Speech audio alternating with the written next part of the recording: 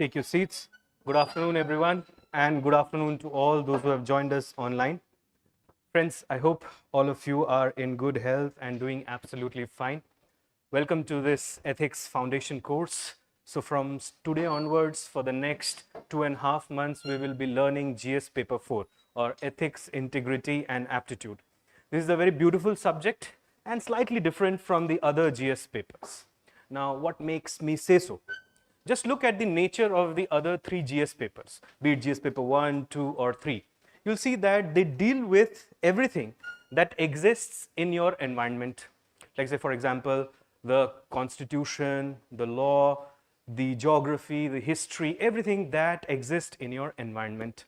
But this paper not only deals with things that are in your environment, but also with things that are inside your mind.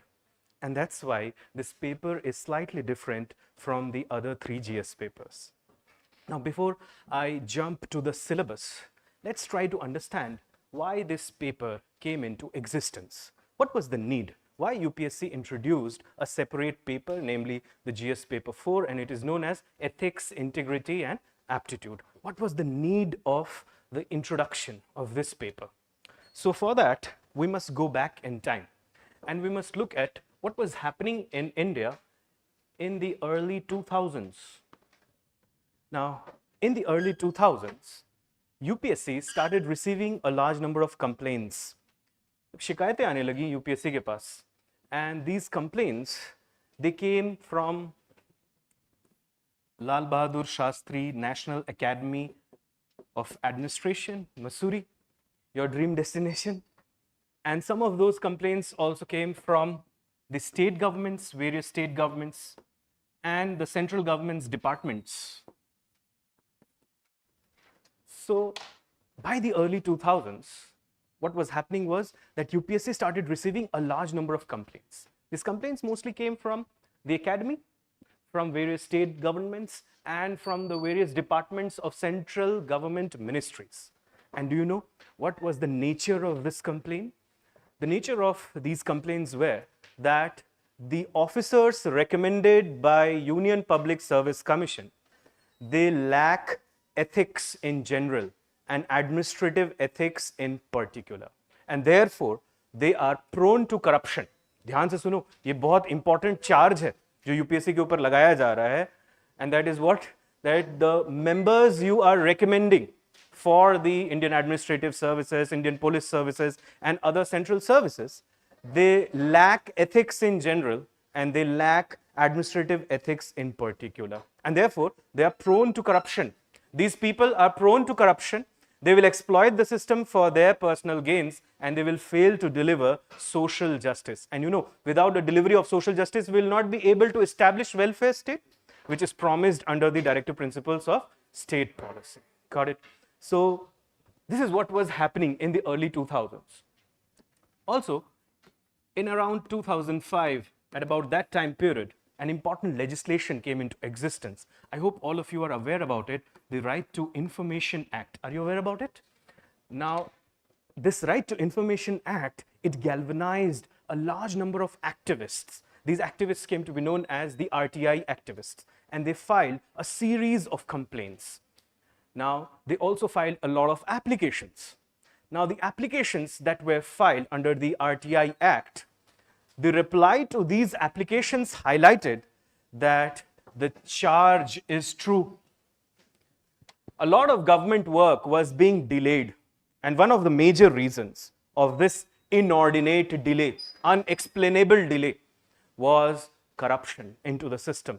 And why the system is corrupt? People said that because the administrative officers, they lack morality and ethics. This is the reason why the system is, it is a web of complicated procedures, and there are corrupt people who have completely, they have overtaken the system and they're exploiting the system for their personal gains.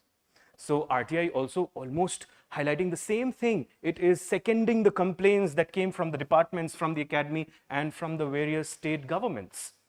Now, also you see that because of these developments, in the year 2005, the then government, it established the Second Administrative Reforms Commission, or the second ARC. Second ARC was established under the chairmanship of former cabinet minister, Mr. Veerappa Moily. And this commission was given a mandate. The mandate was to look into the public administration system of India and recommend changes. Now, this commission, it came up with a plethora of reports. In total, 15 of them. There were 15 reports under the ARC or the second ARC. And one report specifically, the fourth report, was entitled as Ethics in Governance. So again, you can see that the same things are being echoed by the Second Administrative Reforms Commission as well. Things were going more or less in the same fashion, but then there was a bomb, a moral bomb, which exploded in the Indian society, and it was the 2010 CAG findings. The Comptroller and Auditor General of India at that time, Mr. Vinod Rai, who is a 1978 batch IAS officer of the Kerala cadre, he came up with a report, and this report was entitled as the CWG report or the Commonwealth Games report. Now, this report, it shook the entire landscape in the country because it highlighted that the chairman of the Commonwealth Games Committee, Mr. Suresh Kalmadi, has misappropriated public money. There was misuse of public money. And before people could digest this, the CAG came out with another report, and this is the 2G spectrum allocation report. Now, the 2G spectrum report, it highlighted an astronomical loss of 1,76,000 crore to the public exchequer because there was some quid pro quo, between the allocating authorities and the applicants. It means some of the telecom companies, they have in secret connivance with the central government ministers have got the projects for themselves. And a man no less than the then telecom minister, Mr. A. Raja, his name propped up. And along with him, Ms. Kanni Moji, who is also a tall political leader. So now the people of India said enough is enough. We cannot tolerate this anymore because everybody seems to be hand in glove in this game of corruption. Be it the chairman of the Commonwealth Game Committee or a cabinet minister, a telecom minister. He is directly involved in corruption and causing loss to the public exchequer. And you know, corruption can be one of the reasons for inflation in the society. Can you understand that? So that will directly hit the common man. So the common man got enraged by all these developments, and this popular resentment got manifestation in the form of the 2011 India Against Corruption movement, which was led by Mr. Anna Hazare. Now, this movement was demanding something. It demanded for a separate independent ombudsman or a corruption officer who will be independent from all the other authorities and will look into the charges of corruption. This officer was to be known as the Lokpal. Have you heard about him? So, a Lokpal was demanded at the national level and Lokayuktas were demanded at the state level. This demand was finally agreed to, and in 2013, the Lokpal and the Lokayukta Act was passed. But see, when the people, the common man was on the roads fighting against this corrupt system, there were some honest people in the system as well, who also sympathized with these people who were on the roads blazing the sun and braving the rain and fighting for their rights. These people who were sitting into the system, honest IAS officers, IPS officers, and other public servants, they also felt that they have a moral duty. They must expose the corruption. So therefore, they started revealing information from inside. Now, this is something like, you can say, insider information. Something like that, right? So they started revealing information which highlighted again that there exists corruption in the system. Do you get it? And they were now known as the whistleblowers. Now, whistleblowers are the people who work within a system. They know how the system works, they know the irregularities of the system, and they expose the irregularities of the system for the common benefit of all. Now, I have a question for all of you. Those people who are honest, those who have integrity, those who are sitting into the system and are helping the masses in knowing about the irregularities that are going on in the system, do they deserve protection from the state or not? They deserve protection from the state. So therefore, the Whistleblowers Protection Bill was introduced in 2011, which was finally given a shape in the form of an act in 2014. So all these things were going on. But before the Lokpal movement or the India Against Corruption movement could settle down properly, in the year 2012, the CAG again came out with a report. And this time it highlighted that nearly 218 coal blocks that were allocated between 1993 and 2010, they were allocated by undermining the entire system or by some quid pro quo. मतलब कुछ लेन then हुई है बीच में. Do you understand that? And this came to be known as the coal gate scam or the coal block scam.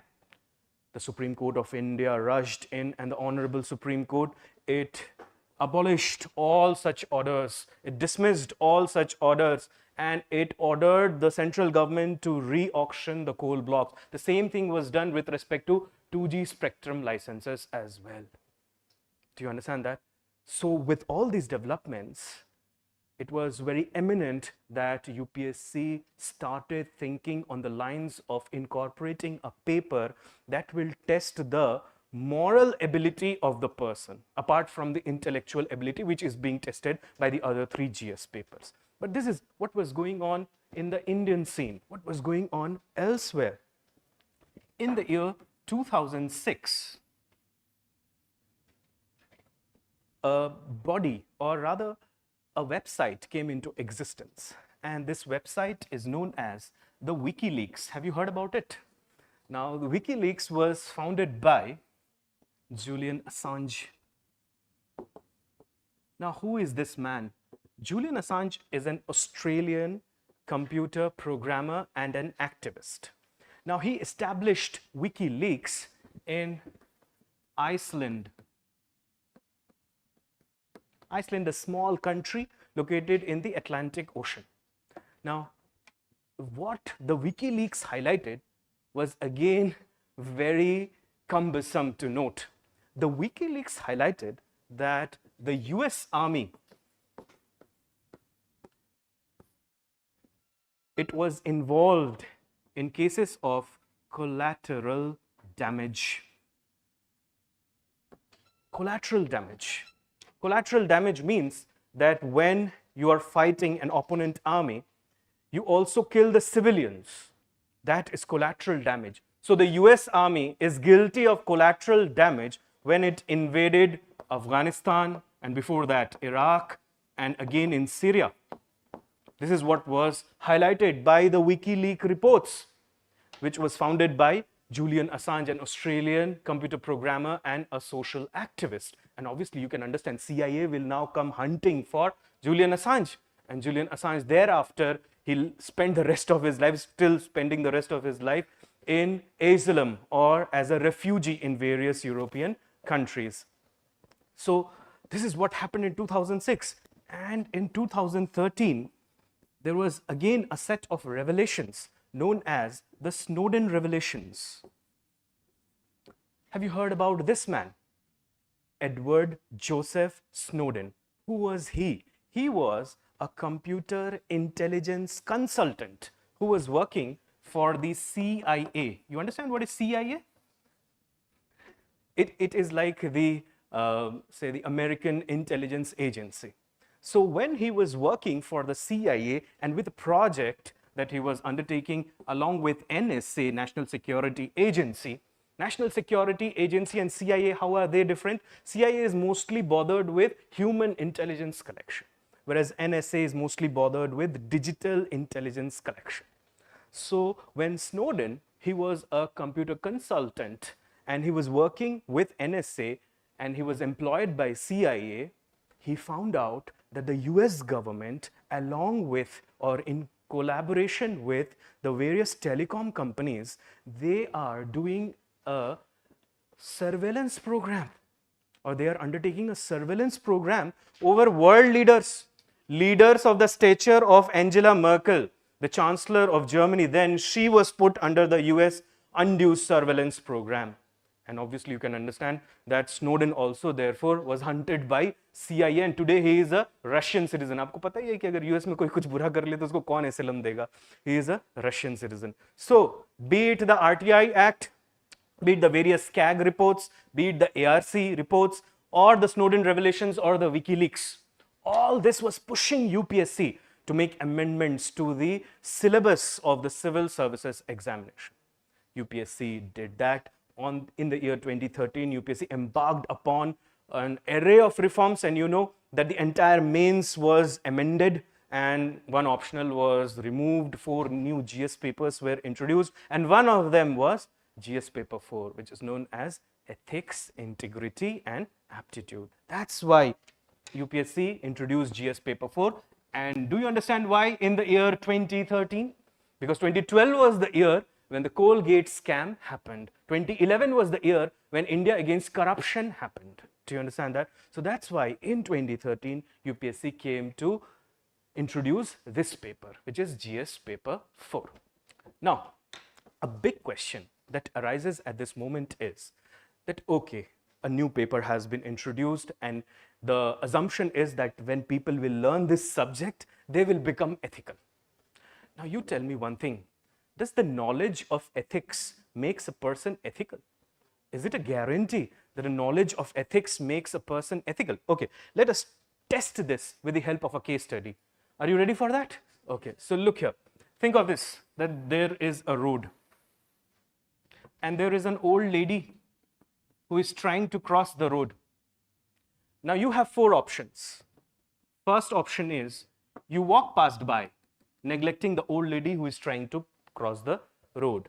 Second option is you disrupt the traffic and then you help the old lady cross the road.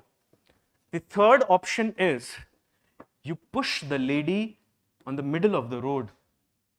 And fourth option is you wait for the red signal, follow all the rules of traffic, and then assist the lady in crossing the road. How many of you, raise your hands, will go for the fourth option? How many of you will go for the fourth option? Any ethically minded person will choose no other option but the fourth option. But now ask yourself, how many times you have actually done that? How many times you have seen several people trying to cross the road? How many times you have left your work and you have actually done that? There were so many times that there was an excuse that I'm getting late for the class. And that was one major excuse, that I'm not going to assist anyone. So this is a living proof that knowledge of ethics does not make you ethical all the time. Do you understand that? Why people behave in an unethical fashion? Can you tell me the reason for unethical behavior? What is the reason? Why people behave in an unethical fashion? See, there could be multiple reasons. One reason could be it is ingrained in their habit. Some people are habitually inclined to behave in an unethical fashion. Like say for example, making fun of somebody's ethnicity or making fun of somebody's body. Now, this might be comic for few people, but not for the ethically or right-minded person. Because think about that person who is being made fun of, what he or she must be going through when you make such kind of fun. Do you understand that? So people are habitually inclined. Some people are habitually inclined. That's why they behave in an unethical fashion. Then people may be motivated by the greed quotient. They want to take advantage of some situation or some person to fulfill some of their aspirations or needs. That could be one reason. Another reason could be they are looking for pleasure. Like say, for example, exploiting the system, taking money back home, and therefore getting things out of that money and drawing pleasure from those things. That could be also one reason for behaving in an unethical fashion. Then there could be legal loopholes. The laws could be weak. That's why people know that there is no problem even in being unethical, because the laws will not harm me. Or the institutions are weak. Say, for example, there are judicial delays and the perpetrators, they are not booked immediately, or the prosecution is not swift. So you can understand that will also embolden those who are unethical. Apart from this, maybe they are ignorant about the laws, they are ignorant about the society. They do not know that what is happening in the society or what are the ethics of the society, or they have no idea. Like say for example, suppose you are working as an administrator in a system and you have no idea that there exists a law like RTI. So when an application was filed to you seeking some information from your department, you denied because you said that I don't know whether there is a law like that or not. Is that not your ignorance? But you acted in an unethical fashion, right? Because of your ignorance. So we understood that the knowledge of ethics is not sufficient to make a person ethical. Then why UPSC is so much obsessed with a GS paper 4? What is the need of the introduction of ethics, integrity and aptitude? The reason is this. The reason is to destroy ignorance so that nobody can claim ignorance as a ground of defense or as a line of defense when charged with corruption or any other kind of malpractice. Do you get that? This happened with several officers when they were booked and the Central Administrative Tribunal was hearing cases. They said that, my lord, we were not aware about the law. And that's why we did it out of ignorance. And nobody can hold them accountable because they only learned the legal aspect, the constitutional aspect, but they never learned the ethical or the moral aspect of the law. Do you understand that? So this is the reason why UPSC introduced this paper, to destroy ignorance as a line of defense when you are caught in cases of corruption or any other kind of malpractices. Do you get it? Why we want an ethical officer? What is the need of having an ethical officer? Okay, I'm giving you two options. You have to choose one. Option A, a very intelligent man who is utterly corrupt. And option B, a man with average intelligence but very ethical. Whom would you like to recruit? Now, what makes you do so? Because you know that a very intelligent man who lacks ethics is like a clever devil. समझ रहे हो आप? शैतान की तरह है, who will exploit the system for his or her or his personal gains. Any intelligent person who lacks ethics will misuse the system, will exploit the system for his or her personal gains. Do you get it? And in a country like India, we cannot afford that. Why? Because we are a developing country. See, the highest number of people who go to bed without a meal live in India.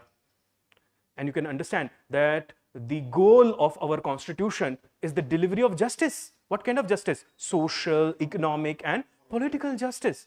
So we will fail to deliver socio-economic and political justice if we do not have officers who have integrity. So UPSC wants an ethical person to become an IAS officer rather than a very intelligent but unethical person to become an IAS officer, because the latter will exploit the system for his personal gain. Do you get that? That is the reason why this subject was introduced. So are we clear with that preliminary understanding that how this subject came into existence? देखो अभी तक तो कुछ पढ़ा ही नहीं है, अभी तो सिर्फ background की बातें हो रही हैं. How this subject came into existence and why this subject came into existence. Got it? The next question that should prop up in our heads is what kind of approach we should have while we are learning GS paper 4. Now, before we go to the approach, let me ask you a few questions. How many of you are sure about yourself that you will never kill another person? Raise your hands. You're sure that you are not going to kill another person under any circumstances whatsoever. Are you sure? Anybody who is sure? So this is a class of potential murderers. That's what the assumption that I can draw. Okay. How many of you are sure that you will never utter a lie, come what may the situation? You are not going to utter a lie. Is there anyone? So this is not only a class of potential murderers, but potential liars as well. क्या समझ में आया?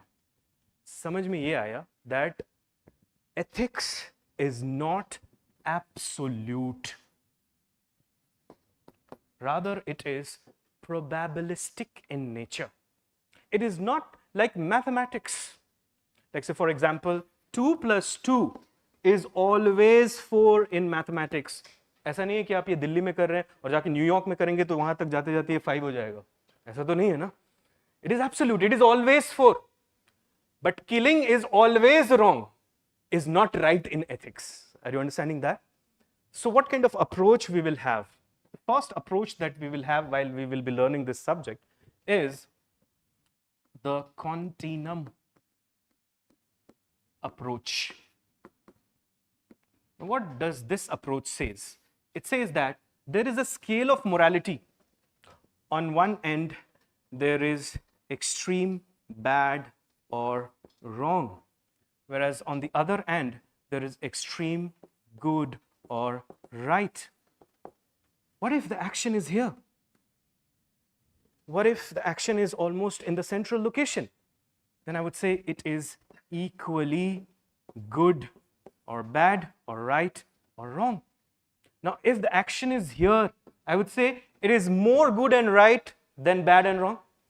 If the action is here, I would say that it is more bad and wrong than good and right. Do you understand that? So the first thing that you have to keep in your mind is that ethics is not 0 and 1. ऐसा नहीं होता ethics. ठीक है? Unless you develop that kind of a mindset, you will not be able to learn this subject. Because few things will be correct in certain situations and few things will be wrong in certain situations. Like say, for example, we're talking about speaking a lie. Will you lie to save a person's life? Will you lie to save a person's life? So lying in this case does not looks like so immoral. Do you understand that? Similarly, most of you are not going to kill an innocent person. But suppose you find out that there is a terrorist who is about to detonate a bomb, and if the bomb goes off, then millions of innocent people will be killed, and you have the potential to stop that bomb blast by killing the terrorist. Will you do that? You will. Do you understand that? So murder in this case becomes to some extent ethical. So who is doing it? What is the circumstances in which the action is being done, and with what motive? All these things have to be taken into consideration to adjudge that whether an action is right or the action is wrong. Do you understand that? Like say, for example, murder by a soldier. A soldier also kills, right? It's something that we celebrate. But a murder by a common man of a fellow citizen, that we despise. That is moral turpitude. That is morally repugnant to us. We will not be able to tolerate that, and there are obviously laws to take care of it. Do you understand that? But if a soldier kills, and the more he kills, the greater is his bravery, and maybe we will award him some gallantry medal. Do you understand that? So it depends who is doing it, with what motive he is doing it, and under what situation he is doing it. You have to see all these things, then and only then you will come to understand the morality or the immorality inherent in the action. Is that thing clear to everyone? So the approach that we will have in the class is the continuum approach. कभी मत सोचना कि नहीं ऐसा ही होता है, ठीक है, या वैसा होता है. ऐसा भी हो सकता है, वैसा भी हो सकता है. ये याद रखना. The second thing is, or the second approach is the situational approach. Now, what do we mean by this approach? It means that sometimes two moral imperatives, say for example, two moral values, they will come in clash with each other. And both of them are important for you. Two principles, two laws, they will come in clash with each other. Both of them are important for you. But for taking a decision, you have to pick one and you have to drop another. Now that is the situational approach. That is the problem that you are going to face while you are studying this subject. Say for example, this is not only while studying the subject, but also when you will be working as an administrator. Now, think of this. Suppose there is an old man, and this old man lacks some basic documents, like he has no Aadhaar card, ration card, all those kind of documents he lacks. But there is a government scheme under which food grains are given at highly subsidized rate or free of cost to elderly people below the poverty line. Now, you are the administrator entrusted with the task of implementing the scheme to find out the beneficiaries and then transfer the things that are promised under the scheme. So, you find this old man. This old man, he lacks documents, but he looks to be a beneficiary. Now, two things are coming in conflict here. One is the value of compassion. It says that you want to help people who are in deplorable positions. That's the value of compassion. The other value is rules, regulations, etc. Because when you joined the services, you took an oath that you will stick to the civil services code of ethics and code of conduct. Do you understand that? And which says that the bureaucracy should function by following the rules and regulations. So the law is saying that you have to give grains only to those people who come up with the documents. Now what will you do? You can do anything. As I told you that there is no absoluteness in ethics, ye yaad rakhna. But only thing is you have to defend your choice. Do you get it? Now, can you take both of them together? No. For making the decision, you have to drop either one of them. So maybe you drop compassion in favor of rules and regulation, or you drop rules and regulation in favor of compassion. This is nothing but the ethical paradox or the ethical dilemma. Ethical dilemma आपको कई बार मिलेगा when we will be learning this subject. Do you understand that? तो एक चीज clear हो गई कि approach कैसा होगा हमारा continuum approach, और दूसरा कैसा होगा situational approach. एक और तीसरा approach follow करेंगे हम class में, which is the philosophical approach. Now, what is this philosophical approach? Now, suppose in this situation, somebody picks compassion. Suppose, hypothetically, he picks compassion and drops rules and regulation. And he says that I have picked compassion because Plato said so, because Aristotle said so, because Mahatma Gandhi said so, because Swami Vivekananda said so, because John Stuart Mill says so, because Jeremy Bentham says so, because somebody says so, Immanuel Kant says so. Do you understand that? And somebody just writes that I pick compassion because I say so. Now you tell me, as an evaluator, with whom will you be more impressed? One who is backing his thoughts with the ideas and thoughts of the thinkers and philosophers from world and India, or one who is just expressing his own personal views? With whom will you be impressed more?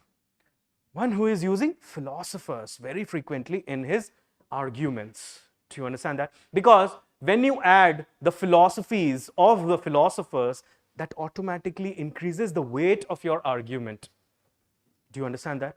So, one of the major reasons why people do not score in GS paper 4 is because they just write morality when UPSC is expecting ethics.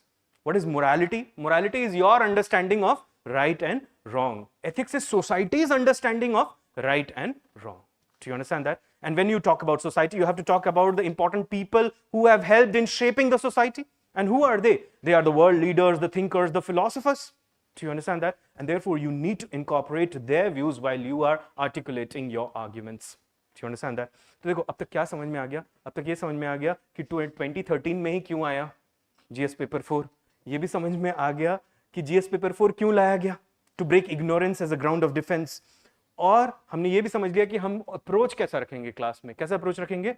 Continuum, situational और philosophical. ये तीनों approach हम follow करेंगे जब भी हम कुछ भी पढ़ेंगे क्लास में. Do you get it? Now, let's come to the subject and let's start with its name. How is the name of the subject? GS paper 4, what's its name? Ethics, integrity and aptitude. Now, look here.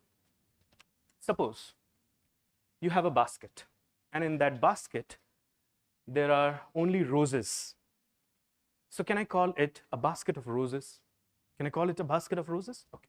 Now suppose you have a basket, and in that basket you have only lilies. Can I call it a basket of lilies? Okay. Suppose you have another basket, in that you have only sunflowers. Can I call it a basket of sunflowers? Now suppose I have a fourth basket. in which I have some lilies, some roses, and some sunflowers. Can I call it a basket of roses, lilies, and sunflowers? Can I do that? Now, suppose I have a fifth basket in which I have lilies, some sunflowers, some roses, but apart from it, also some tulips and some lotuses and some other flowers as well. Now, can I call it a basket of roses, lilies, and sunflowers? I cannot. But can I call it a basket primarily of roses, lilies, and sunflowers if they are in majority in the basket? Do you understand that? Similarly, the subject is named by following that logic. There are other things also in this subject, like say for example, aptitude, attitude, emotional intelligence. कहाँ है उनका नाम? Subject के नाम में तो नहीं है. Subject में तो सिर्फ 3 words हैं. क्या हैं वो words? Ethics, integrity और aptitude. इससे ज़्यादा कुछ भी नहीं है. Where is attitude? Where is emotional intelligence? Where is probity in governance? Where is ethics in public administration? Do you understand that? See, this is actually not a proper indication of what is coming next in the subject. The name of the subject is not a proper indication. कई बार तो इसको भी छोटा करके सिर्फ बोल देते हैं ethics. यही कहते हैं ना, ethics. It also contains other things, but these are the pillars. Everything is arranged around these 3 things: ethics, integrity, and aptitude. One is to do with your intelligence. One is to do with yourself, and one is to do with the organization or the society of which you are a part. Do you understand that? That's why the subject ethics, integrity, and aptitude. नाम तो समझ में आ गया हमको. अब देखते हैं इसका सिलेबस कैसे बना हुआ है या कौन से सब्जेक्ट से इसका सिलेबस आया हुआ है. So the syllabus of ethics, integrity, and aptitude majorly flows from 4 subjects. Now, what are these subjects? One is social psychology, then philosophy, then public administration, and sociology. इसका जो syllabus है, it mostly flows from these 4 subjects. Do you understand that?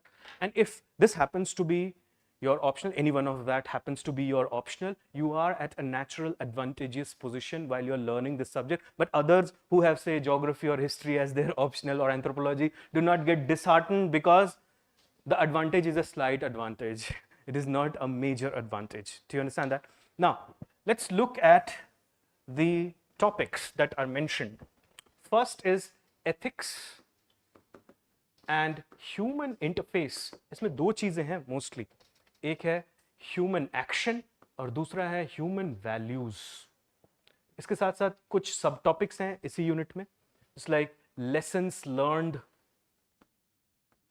From the life of great leaders, administrators, social reformers, etcetera, and the role of family, educational institution, and society in the inculcation of values. This is how the first unit looks like. The second unit is attitude. Also happens to be one of the major words in the name of the subject. And then aptitude and foundational values for the civil services. Then you have emotional intelligence, then thinkers or moral thinkers from world and India, then ethics in public administration, also known as administrative ethics, and then probity in governance. And then finally, the final topic is case studies based on the above topics. Do you understand that? That's your syllabus. चलो map करते हैं कि कौन से subject से आया है. When we look at social psychology, you see topics like human values, attitude, aptitude, and emotional intelligence come directly from social psychology. Do you understand that? So you have to have that kind of a mindset to learn these areas. When you look at philosophy, तो एक तो आपको directly दिख रहा है, moral thinkers and philosophers from world and India. And in the first unit also, you will find some philosophy. There is some administrative philosophy as well. So you'll find some philosophy in 6th and 7th unit as well. Do you get it? Now, when we look at public administration, straightforward answer is the unit number 6th and 7th, which is administrative ethics and probity in governance. Probity in governance deals with one aspect of administrative ethics, namely corruption. उसी के इर्द गिर्द ये unit पूरा बना हुआ है. And when you look at sociology, you see things like role of family, educational institution in society, in the inculcation of values. This comes from where? From society. Do you understand that? In fact, the first unit is a combination of the 4 subjects.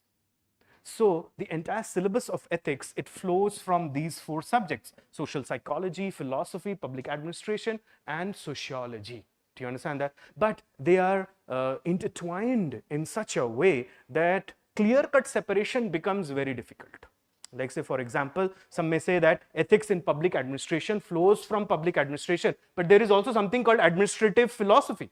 And administrative philosophy also has a separate branch called administrative moral philosophy. Do you understand that? So it is very difficult to completely separate topics on the basis of the nature of their subject matter. Do you get it? But keep this thing in mind that primarily the subject is built from the content or the subject matter of these 4 subjects. Do you get it? यहाँ तक बात clear हो गई. अब देखते हैं हम question कैसे आ रहे हैं. अगर आप देखोगे that previously there were 14 questions, but now for the last few years the number of questions, total number of questions are 12, and out of them 6 are case studies, 6 are the theoretical questions. Now in those theoretical questions, 5 questions are of such nature where you have generally 2 parts, A and B. Sometimes in one question you can have 4 parts as well. Like so, for example, they would ask some topics, like so, for example, what is conscience, what is crisis of conscience, all those kind of things. What is ethical dilemma? ऐसे छोटा-छोटा पूछ लेते हैं, don't write in more than 30 words. इस तरीके का कुछ question होता है. But generally, 5 questions out of the 6 theoretical questions have 2 parts, and 1 question will have 3 parts. And this question is generally the question which is drawn from the 5th unit, which is thinkers and philosophers from world and India. आपने देखा होगा quotation आ जाता है, और quotation के बाद किसी का नाम लिखा होता है, Swami Vivekananda, Dr. APJ Abdul Kalam, or say any Abraham Lincoln, and you have to write something around it. One major problem that I have seen with aspirants while they're preparing for GS paper 4 is they neglect the moral thinkers and philosophers. They feel that either it is too hard to master that area, or they do not have the requisite source to do that. But take it from me, my dear friends, you are not going to score high unless your case studies, your answers will have the thoughts and the ideas of moral thinkers and philosophers. And that will be one of the major highlight of this course that we will be doing in this class. So this is how the questions are. Now, out of those 5 questions, you will see that generally they come from the 5 units, apart from the 5th unit.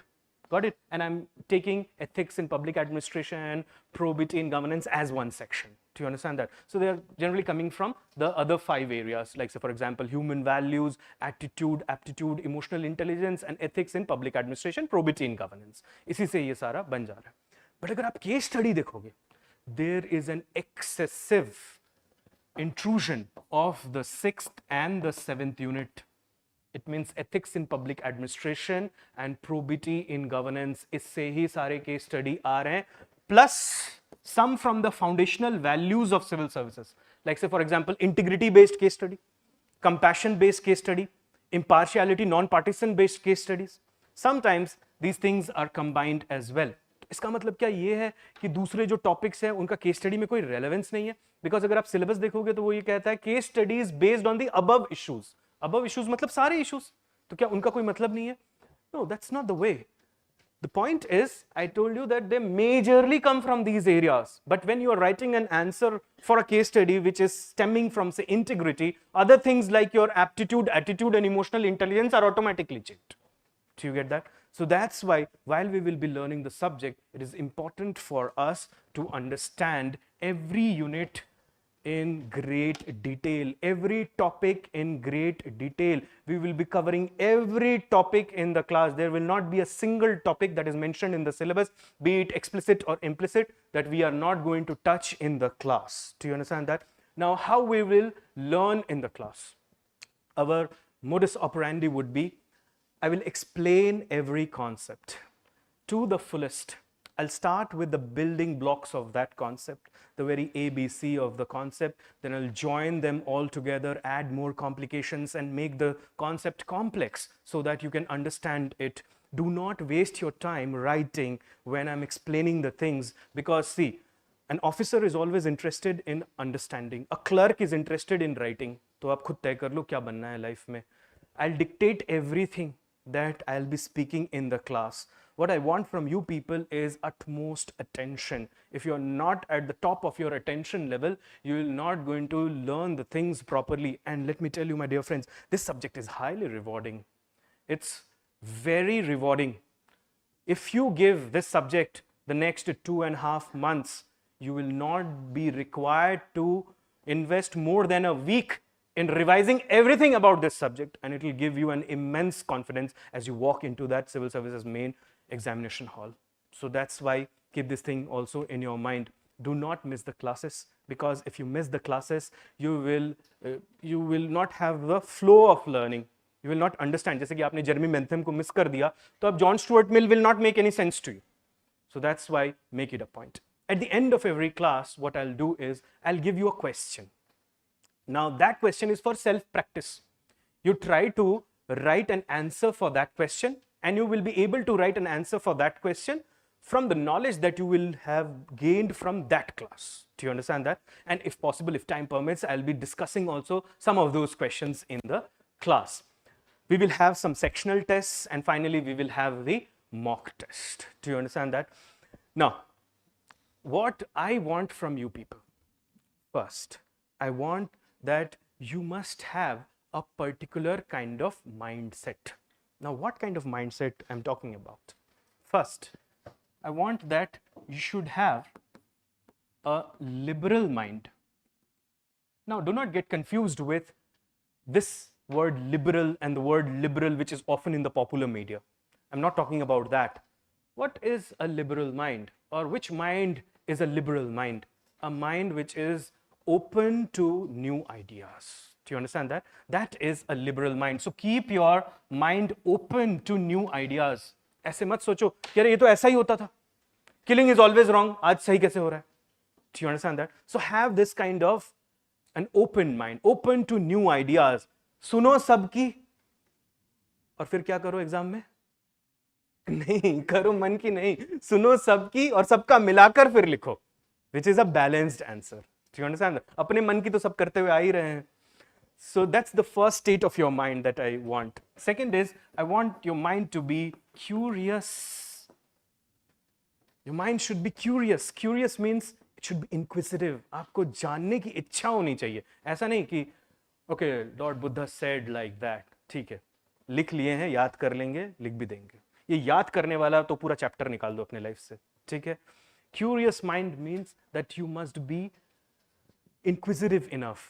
मतलब आप में एक जिज्ञासा होनी चाहिए कि ऐसा क्यों हो रहा है, ऐसा क्यों कह रहे हैं, why Kant is saying like that, why Mill is saying like that, why Thomas Hobbes says what he has to say, why John Locke says like that, why Swami Vivekananda says I am the universe, what is the motivation? Do you understand that? So you have to have a curious mind as well. Then you must have a rational mind. A rational mind is one which is based on reason, which is based on logic, which is based on common sense. Do not take the arguments on the basis of subjective satisfaction. कि हाँ ऐसा हो जाता होगा. Do not go by faith only. Yes, you must have some faith and belief in some of the moral concepts, but do not base your arguments only on faith and belief. There must be some rationality also involved. Then it must be a neutral mind. What is a neutral mind? A neutral mind is one which is not biased, which is not prejudiced, which does not suffer from any kind of stereotype. अब आप class में आए हो एक तरीके की political ideology लेकर अपने साथ, और आप सोचते हो कि वही पॉलिटिकल आइडियोलॉजी जो है वही सबसे सही है. It could be any ideology. Do you understand that?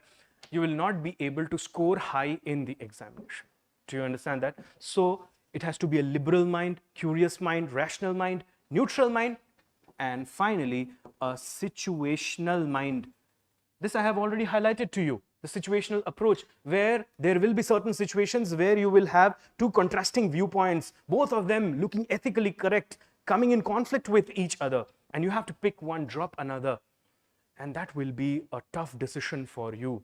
And you can defend your decisions with the thoughts of moral thinkers and philosophers. आपने pick किया और आपने बोला, Lord Buddha, when he was also faced just before his nirvana with more or less the same kind of moral or rather immoral inclinations, he said that I am not going to give up my integrity.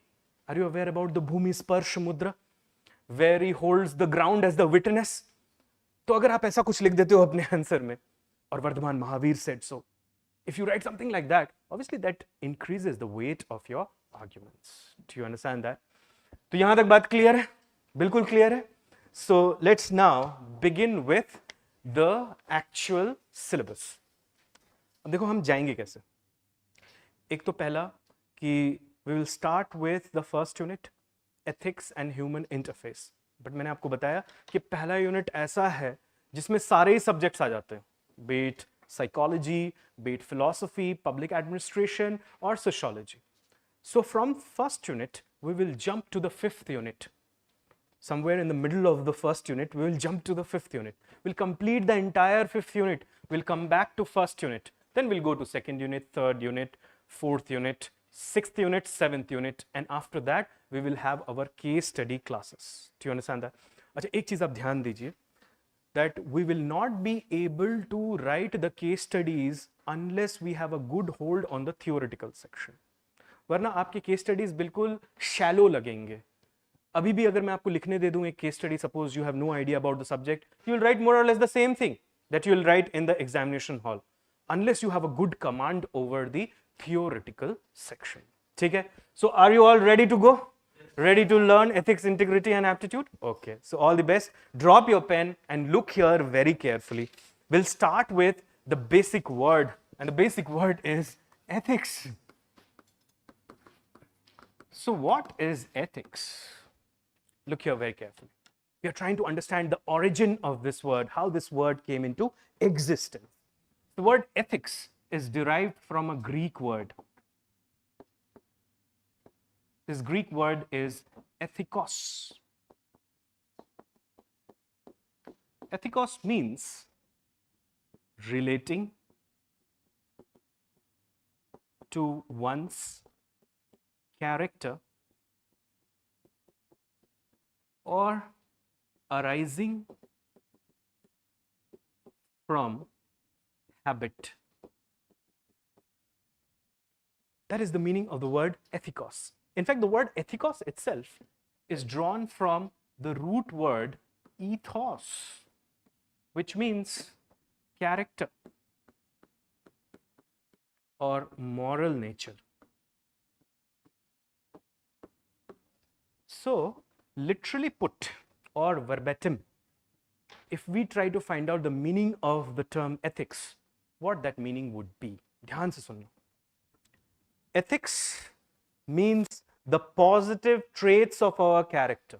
It means the positive aspects of our character. Every person has positive and negative aspects. Ethics refers to the positive traits or the aspects of our character which emerge when we repeatedly do the correct things or the right things and the good things as a part of our habit. Do you understand that? But ध्यान से सुनो.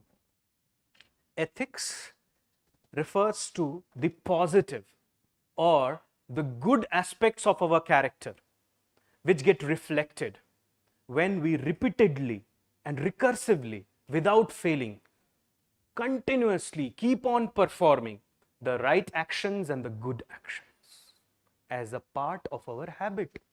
Do you understand that? Like say for example, a person never speaks a lie. Suppose that's what the nature of the person is. He never speaks a lie and has make it a part of his habit. Now, in any given circumstances, can you have some sort of faith on that person that he's not going to utter a lie? Do you understand that? Like say for example, Raja Harishchandra. You know that he is not going to speak a lie. आप लिख कर दे सकते हो अभी कि Raja Harishchandra is not going to speak a lie. Like if Raja Harishchandra is also a fellow aspirant and you call him and you ask him that, are you prepared with GS paper 4? He says, no, I am not prepared with it. Will you agree to that?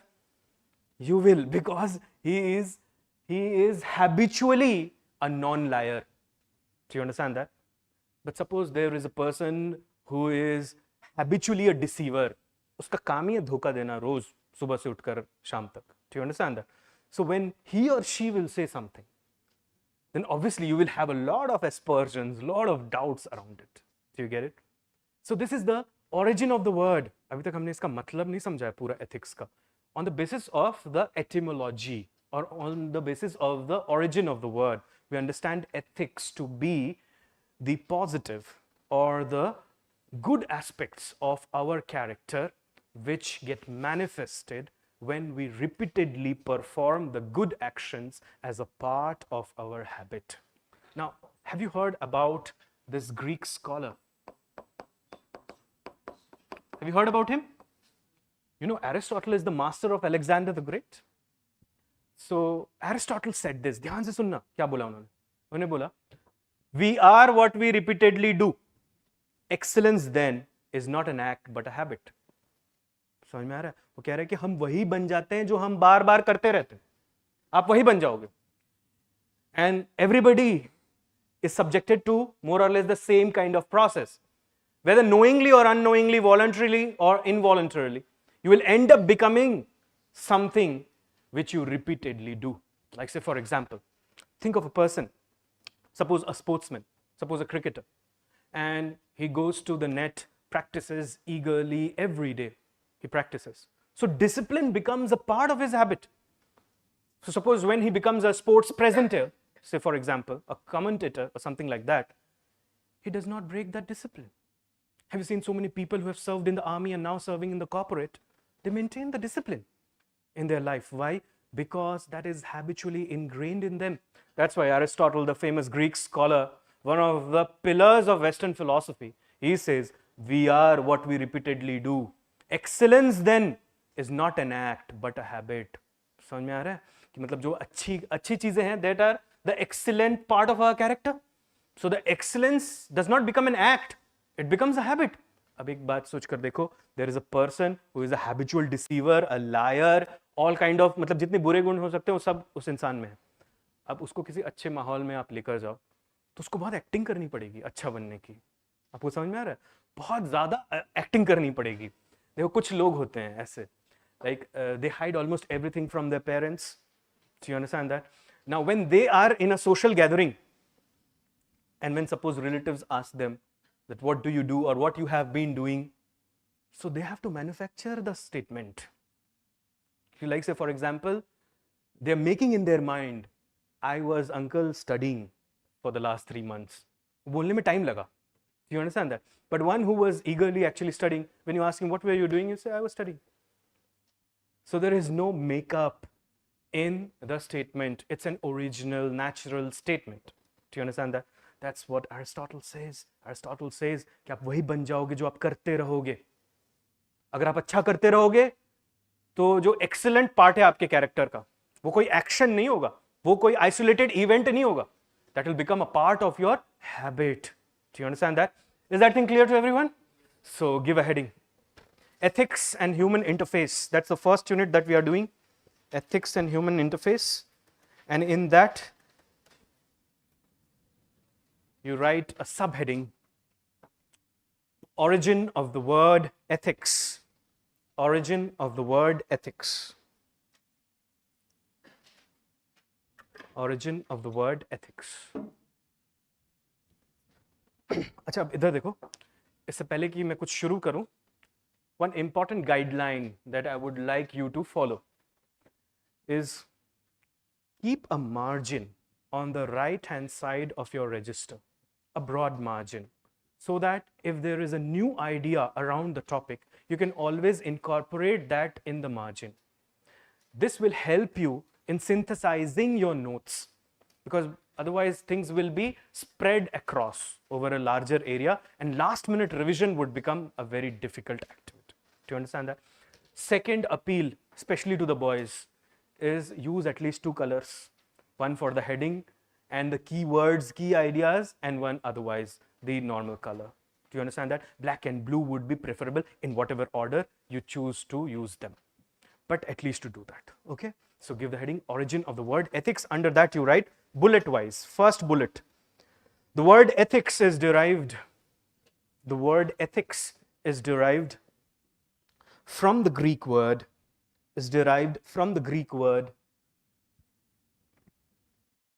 ethikos. Greek word ethikos. और जब भी ऐसे keywords आते हैं, put them into single inverted commas and change the ink so that you can memorize them better. Word ethikos. Put a comma, meaning, put a hyphen and write relating to one's character, meaning relating to one's character, or arising from habit. Relating to one's character or arising from habit.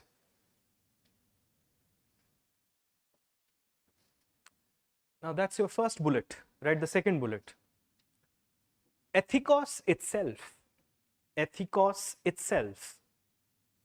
comes from the root word. Ethikos itself comes from the root word ethos. Root word ethos. Put ethos also into single inverted commas. Put a comma after that. Meaning character or moral nature.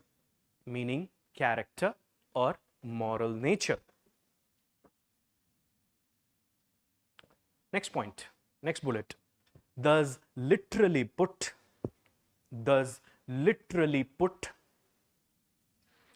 or verbatim. Literally put or verbatim. Put a comma. Ethics refers to.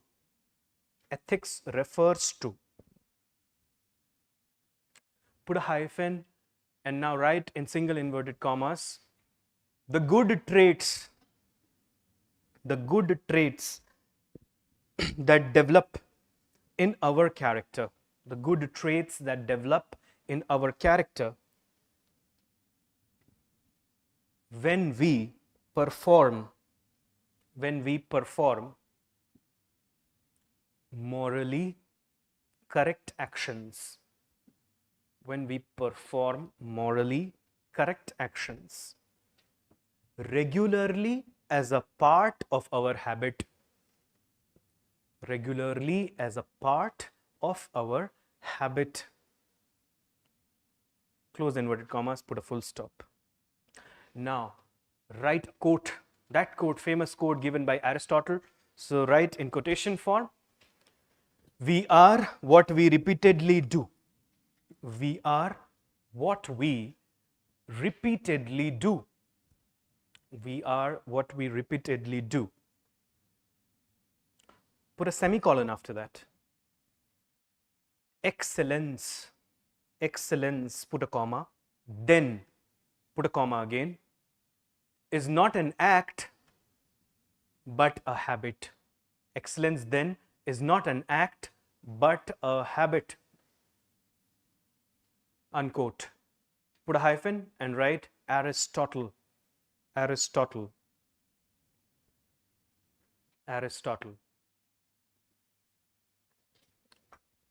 Now drop your pen and look here carefully. So just by breaking the word ethics, we understand that the word ethics is derived from a Greek word ethikos, which means relating to one's character or arising from habit, which itself is derived from the root word ethos, which means character or moral nature. So verbatim, ethics becomes the positive aspects of our character, which are manifested when we repeatedly perform the right actions over and over as a part of our habit. And we also justify this definition of ethics by looking at the philosophy of Aristotle. I told you that one approach that we'll be following in the class is the philosophical approach. So Aristotle says we are what we repeatedly do. Excellence then is not an act but a habit. Do you understand that? But एक बात बताओ मेरे को, Aristotle wrote in what language? Did he write in English? He wrote in Greek. Do you understand that? But ये तो English का quotation है. इसका मतलब translation होगा. In fact, Aristotle's ethics, it is known as Nicomachean ethics. It's a separate branch of ethics which is related to the Greek scholar Aristotle. You know, Aristotle also gave the principle of golden mean. Have you heard something like that? We'll learn about it, don't worry about it. So Aristotle's ethics is known as Nicomachean ethics. And the translation of Nicomachean ethics was done by an American writer, historian, and philosopher. His name, Will Durant. Naam suna hai kabhi? Will Durant, or his full name is William James Durant. Do you understand that?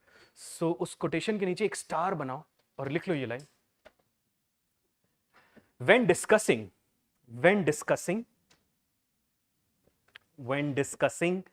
Nicomachean ethics,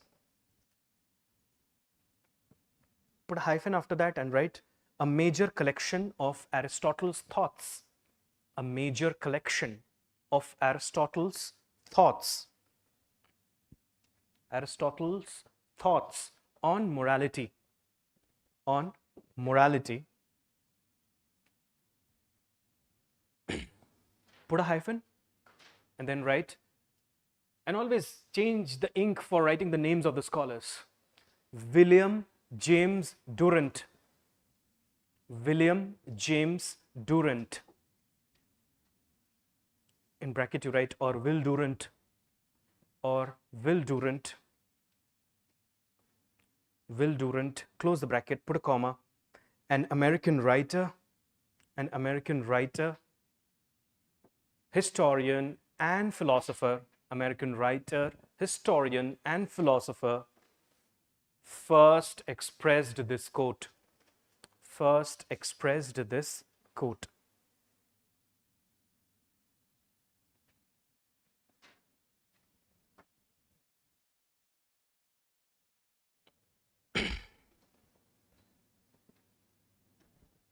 Clear?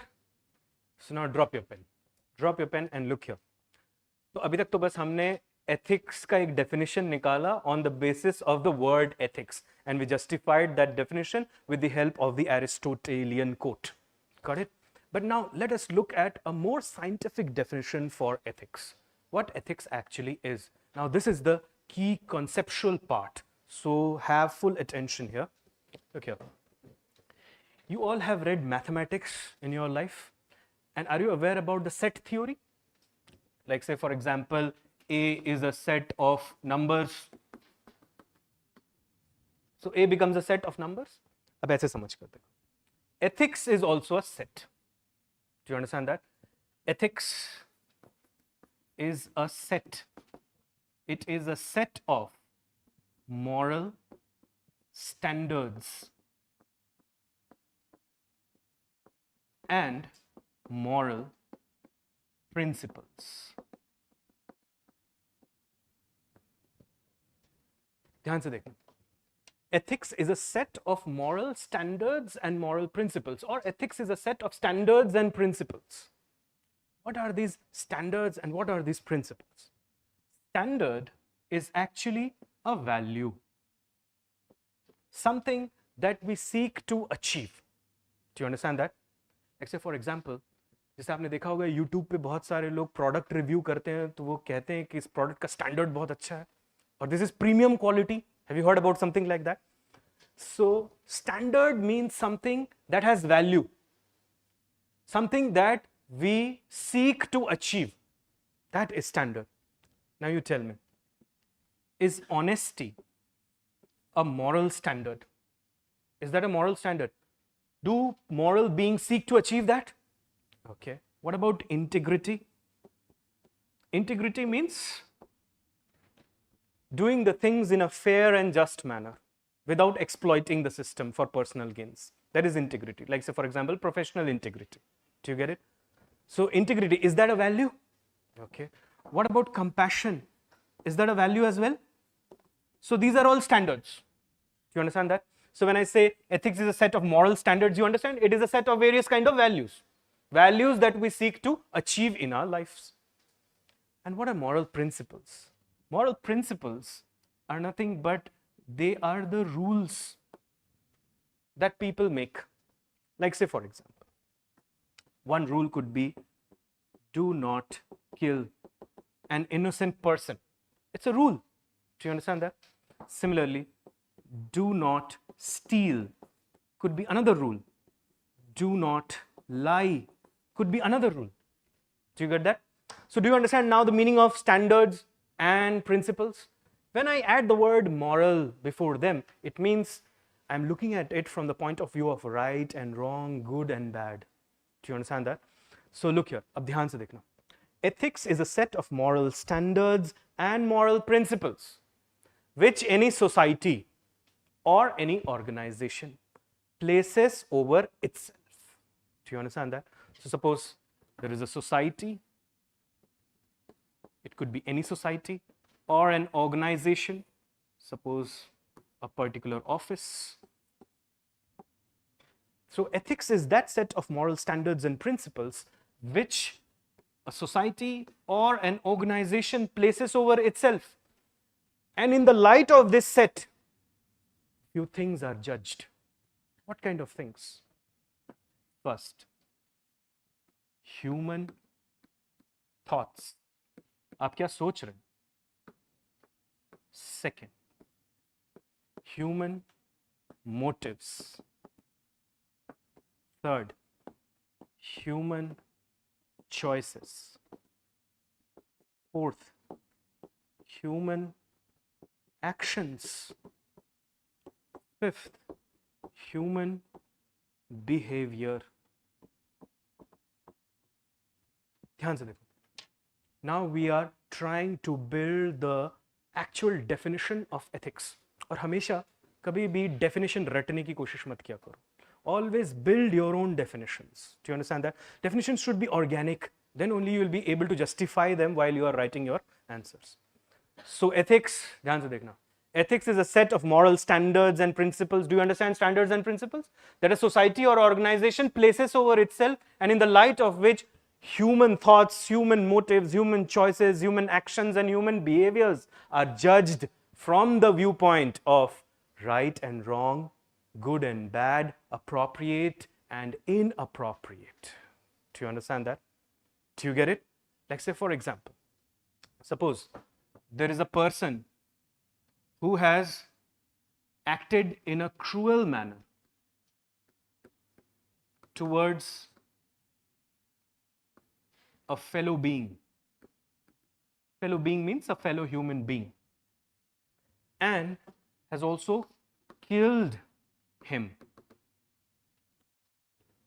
What do you say? This action is ethical or unethical?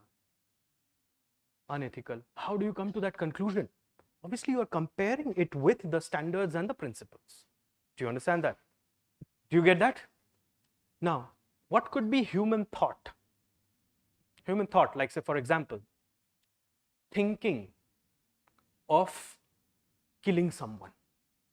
Can you judge that ethically? Can you judge that thought ethically? Correct hai ya wrong hai? Ethically? Wrong. Thinking of killing someone. Human motive. Why do you want to kill the person? Suppose the motive is to injure the person, to harm the person. Do you understand that? That is again unethical. Human choices. Choices is you can kill, you can also spare the person, but you decide to kill the person. Again an unethical choice. Human action is the actual act of killing the person. Do you get that? And human behavior means once you have done that action, how are you conducting yourself? Do you have any kind of remorse? Or you're remorseless? You don't have any kind of repentance? मतलब आपको कोई पछतावा नहीं है, हाँ मैंने मार दिया, क्या हुआ? बहुत लोग मारते हैं. Do you understand that? Then you say that the person is an immoral person and his actions are unethical. Do you get it? अब morality और ethics का यही फर्क है. Morality is also a set of standards and principles which you place over yourself. Do you understand that? But ethics is a set of standards and principles which a society places over itself and in the light of which human actions, motives, thoughts, choices and behaviors are judged as right or wrong, good or bad, appropriate or inappropriate. अब एक बात बताओ मेरे को, कि if the society changes, ethics may change. Ethics may change. So ethics, you can understand, is not a constant thing. It changes with space and time. What is the aim of ethics?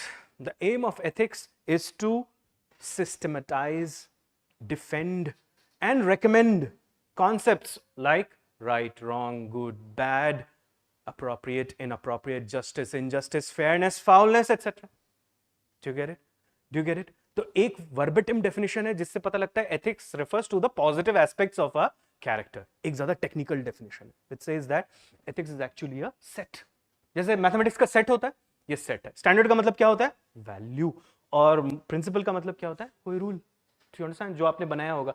Like it's my principle in life that I'll not cheat in an examination. चाहे मेरी कैसे भी situation हो, I am not going to cheat in the examination. Do you understand that? Now, see, the decisions that we are making in ethics, are they all moral decisions? Are they all moral decisions? Decisions around right, wrong, good, bad, ये moral decision making हुआ? Are we making social decisions, economic decisions, or political decisions? We are making what kind of decisions? Moral decisions. That's why ethics is also known as moral philosophy. Ethics का दूसरा नाम ही है moral philosophy. Do you get it? Now, look here.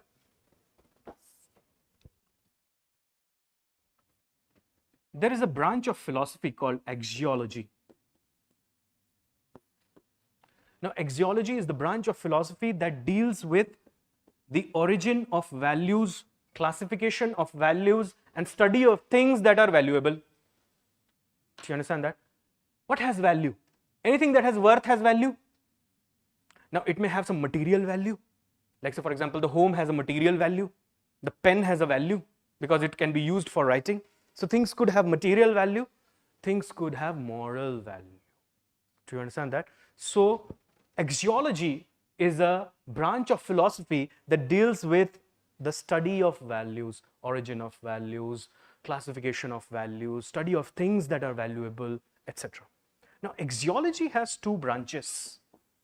One is aesthetics, and the other one is ethics.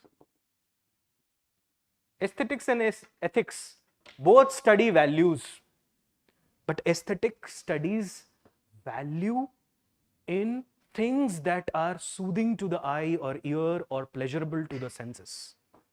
Like, say, for example, आपने सुना होगा that the aesthetics of this restaurant is very good. मतलब क्या देखने वेखने में बैठने में बहुत अच्छा है. Like, are you aware about the Renaissance period?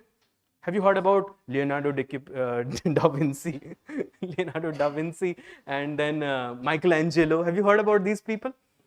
Now they were sculptor, painters. Mona Lisa के बारे में सुना है ना? The painting. So look here. There you have some value, right? And maybe you're associating value there with beauty. Do you get it? So aesthetics finds value from the prism of beauty or taste. Do you understand that? जैसे आप बोलते भी हो किसी को कि यार इनका टेस्ट बड़ा अच्छा है. जब like say for example कि कोई घर अपना पेंट कर रहा है तो बोलते हैं कि चाचा जी को फोन कर लेते हैं, उनका टेस्ट बड़ा अच्छा है.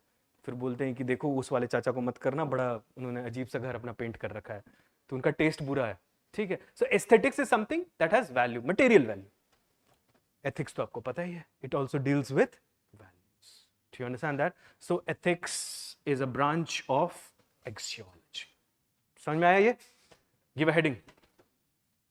What is ethics? In the form of a question, you write, what is ethics? What is ethics? Now, under that, you write bullet wise. First bullet. Ethics is a set of principles. Ethics is a set of principles and standards. Ethics is a set of principles and standards. Put the words principles and standards into single inverted comma. Principles and standards, then continue. That a society, comma, social group, or an organization, places over itself. Places over itself. And in the light of which all human thoughts, in the light of which all human thoughts, comma, motives, choices, actions, and behaviors are judged from the standpoint of right and wrong, from the standpoint of right and wrong, put a semicolon, good and bad, or appropriateness and inappropriateness,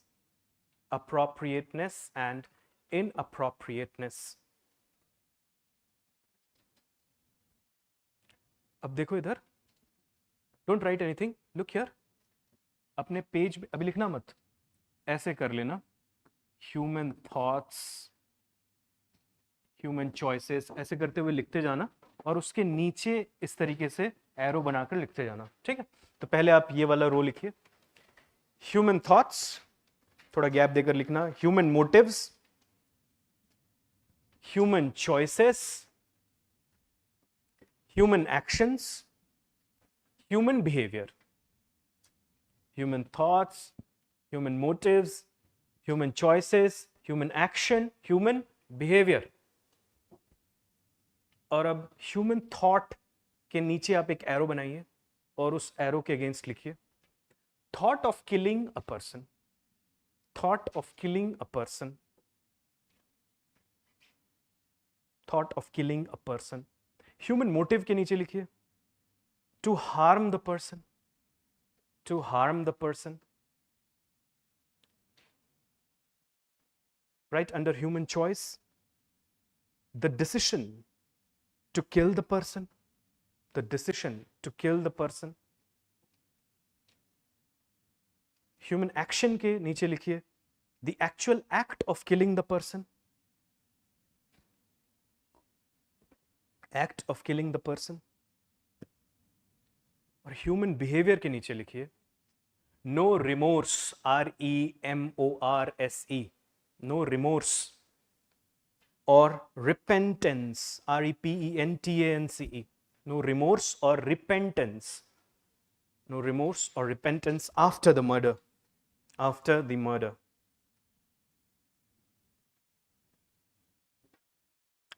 तो इससे आपको पता लगता है कि ethics कैसे, ethical judgement कैसे proceed करती है. Do you understand that? Write the next bullet. Ethics और moral philosophy, ethics or moral philosophy is a branch of philosophy. Ethics or moral philosophy is a branch of philosophy that involves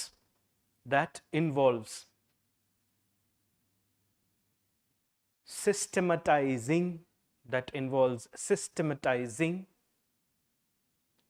defending and recommending concepts of right and wrong behavior, recommending concepts of right and wrong behavior. Now make a star and write this point. The field of ethics,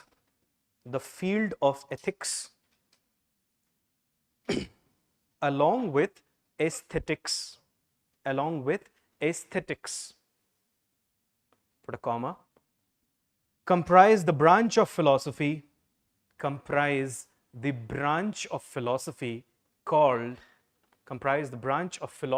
called axiology.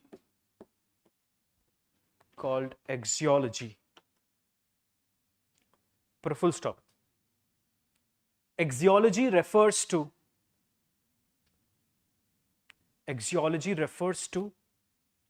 the study of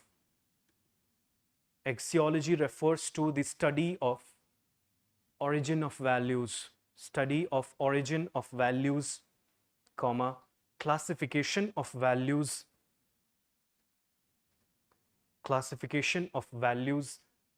and about things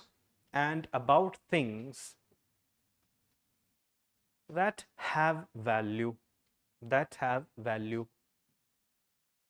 put a full stop and continue. Aesthetics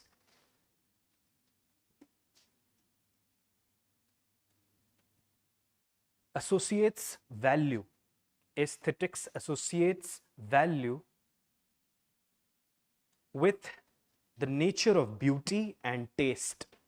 With the nature of beauty and taste. Put a full stop. Ethics deals with values. Ethics deals with values that act as guidelines. Ethics deals with values that act as guidelines for our behavior. For our behavior.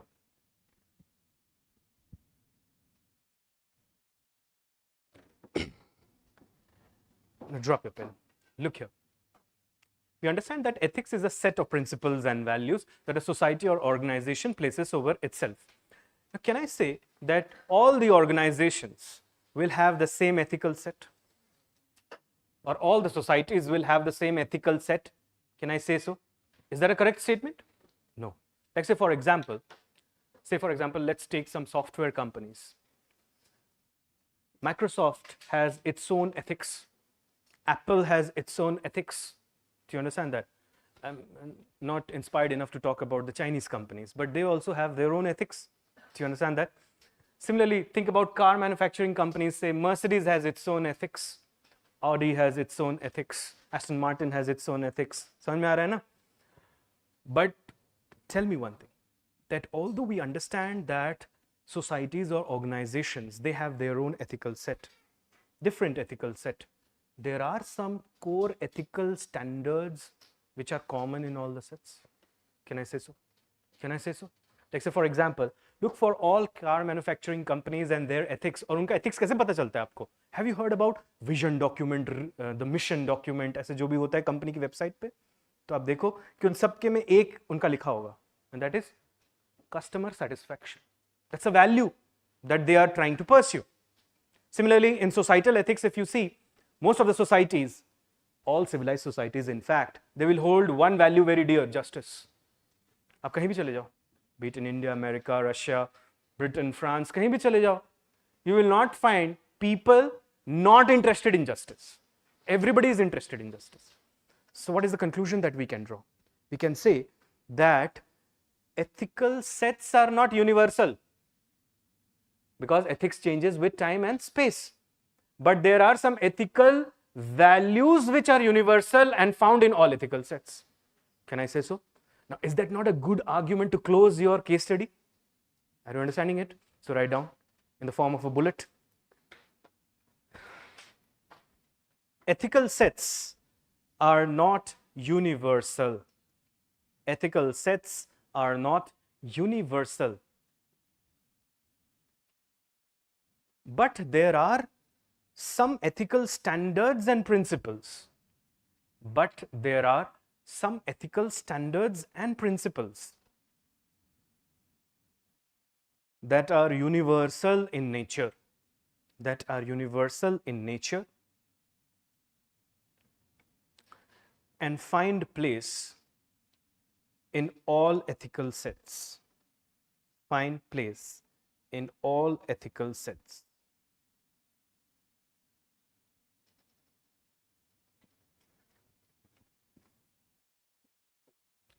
Suppose there is a person X and he kills another person who is Y.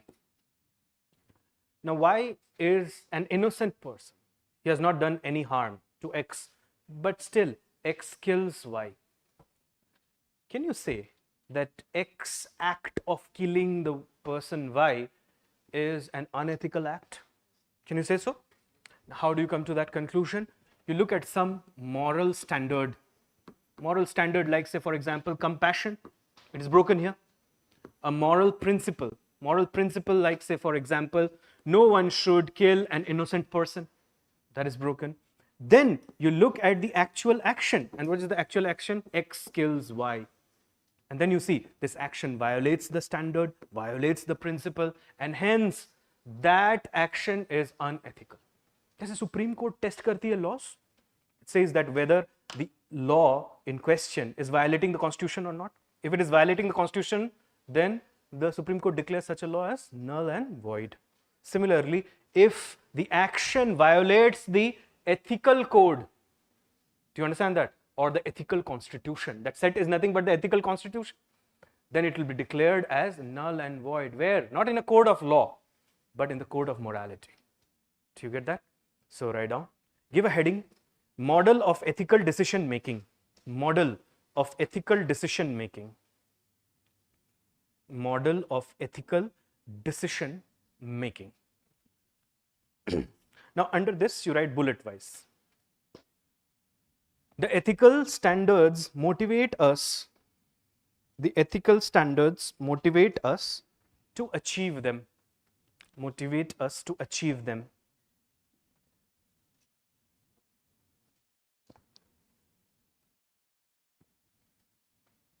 अच्छा एक चीज देखो, ये जो moral principles हैं, either they are prescribing something or they are proscribing something.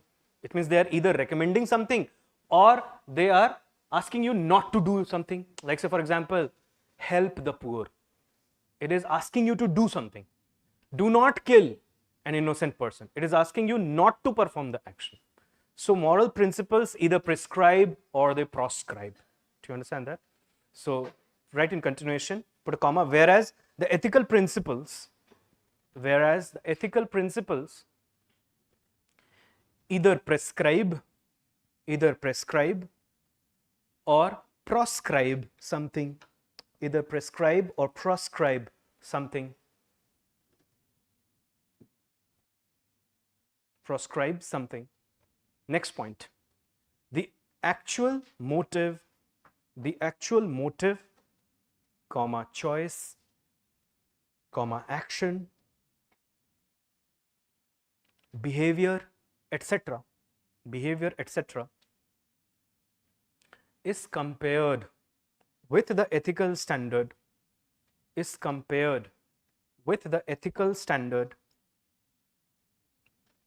or principle, to check its conformity. That means whether it is in tune or not. Conformity with the set of standards and principles.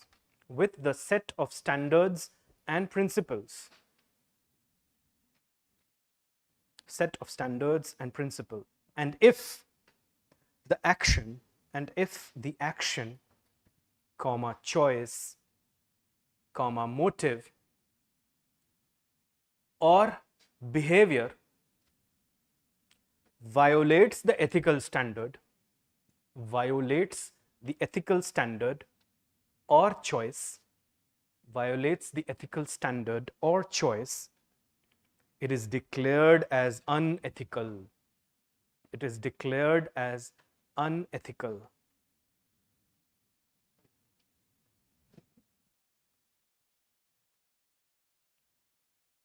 Now look here. Moral standards, they make distinction between right and wrong, good and bad. Moral principles also recommend what is good and right, and they proscribe what is bad and wrong. Therefore, ethical decision making is actually moral decision making. Therefore, ethics is also known as moral philosophy. But ethics is not morality. ध्यान रखो आप इस बात का. Morality is the set of standards and principles which a person places over itself. Do you understand that? The person has placed over himself or herself that standard. But ethics is that standard, that set of standards and principles which a society or organization has placed over itself. Can I say your moral standards, it means your morality can impact the ethics of the organization. Similarly, the ethics of the organization can also impact your morality. Like say for example, there is one person who has lived his life in a society which is regressive in nature. Like say for example, the society does not celebrate the education of women or working of women in organizations. It does not celebrate that. But the person has now qualified certain examinations, have got into a good organization, has went abroad or something like that, and sees that women are also working in organizations, so his entire viewpoint changes.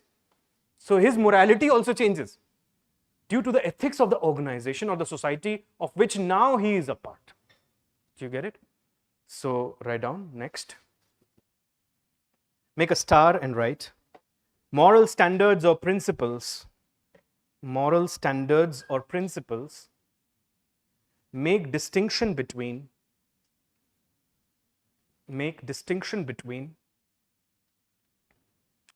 right and wrong. Right and wrong. Put right and wrong into single inverted commas. Or good and bad. Or good and bad. Put good and bad also into single inverted commas. Put a full stop. Ethical standards and principles. Ethical standards and principles also do the same thing. Also do the same thing. Put a comma. Therefore, ethical decision making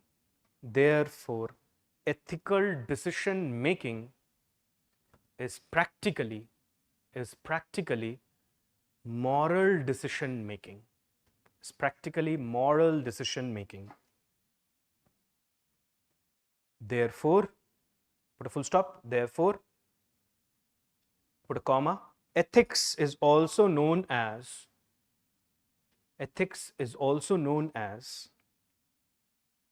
put a hyphen, change the ink and write in single inverted commas, moral philosophy. Ethics is also known as moral philosophy.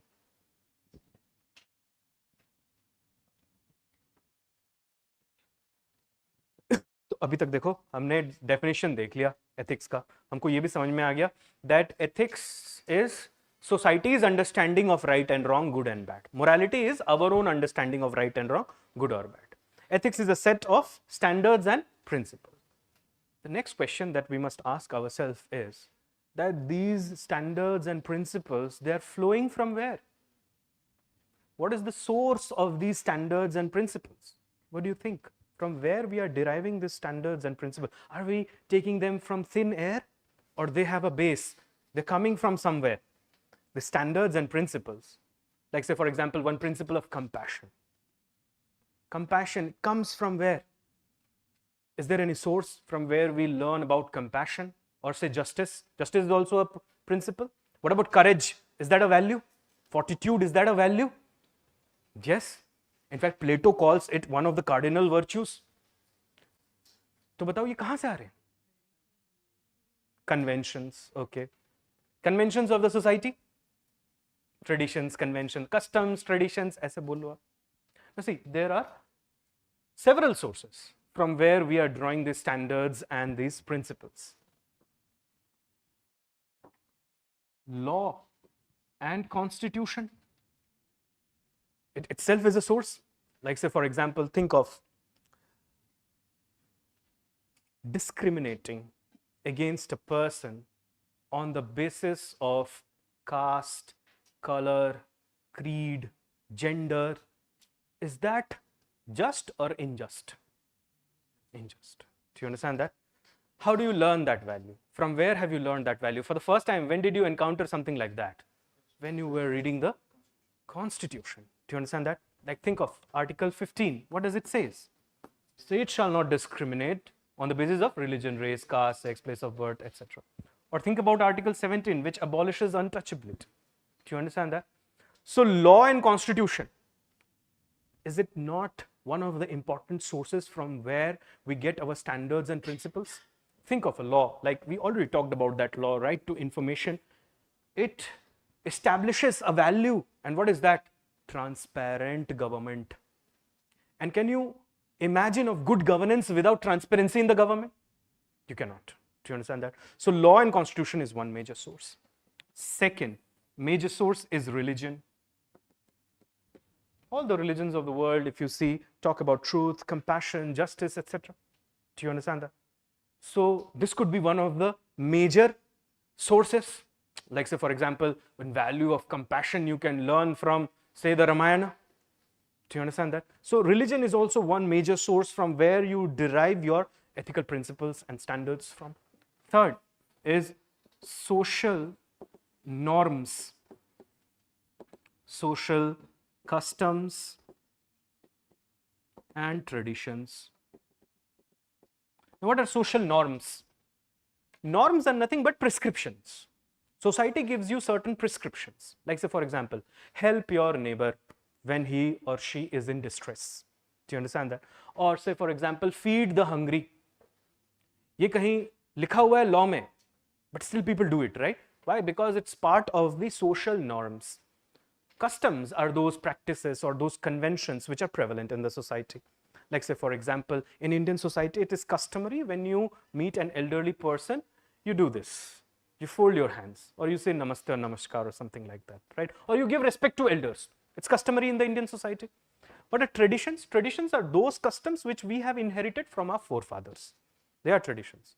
So from them also, like say for example, respect, dignity is associated with respect. And dignity is a value or not? Value. So from social norms, customs and conventions, we learn about dignity. Do you get it? So this could also be one of the major sources. Then think about family, society and professional institutions. Yeah, ऐसे कर लो, family, educational institutions and professional institutions. From different members of the family, you learn few things. Like say for example, you see that despite hardship, despite financial troubles, your father never did something which would bring disgrace to him. He never did any kind of corruption. So you could live peacefully, that you were not under the pressure कि कभी भी police आ सकती है मेरे घर में. Do you understand that? So you learn the value of integrity, say, from your father.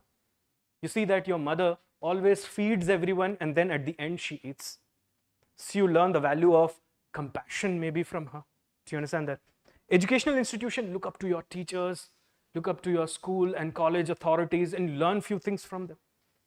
Professional institutions, it means the companies for which you have worked, you learn few values from them. Do you understand that? Like some companies in the US, now what they are doing is they are propagating a culture of kitchen gardening. Are you aware about that? It means they will grow their own food and in a non-polluting manner. Do you get it? Then fifth source could be the thoughts and ideas of leaders, thinkers, philosophers, etc. Like say for example, your first exposure to courage was when you learned about the heroics of Subhash Chandra Bose. Maybe. Do you understand that? Or your first taste of quality administration was when you learned about Sardar Vallabhbhai Patel's and his initiative of joining the entire country together. Do you understand that? Maybe you learned about truth for the first time when you were exposed to the ideas of, say, Kabir, Nanak, etc. Do you understand that? Guru Nanak also says that Sat is the highest value. Say, for example, philosophers also contribute in the standards or to the standards and the principles that we incorporate in our ethical set. Can there be any other source? Can there be any other source? Anything else from where you can derive your standards and principles? Your own conscience. Now, what is conscience? Conscience is nothing but it is your ability to distinguish between right and wrong, good and bad. Conscience आप कहीं से सीख कर नहीं आते हो. You are born with it. Do you understand that? It's your inner ability. Like say for example, you don't know ethics, you don't know the principles of ethics, you have no idea about the scholars and philosophers, their thoughts and philosophies, you have no idea. But suppose you go out of this classroom and you suddenly see that a child is being beaten mercilessly by few people on the road. Will you go and stop that? What motivates you to do that? It's your inner conscience. Do you understand that? So these are the sources from where, primary sources, though there could be secondary sources as well, from where the standards and the principles are derived and incorporated in the ethical set. समझ में है? So give a heading now. Sources of ethical standards and principles. Sources of ethical standards and principles. Sources of ethical standards and principles. Now, under this, you write one opening statement. The major sources from where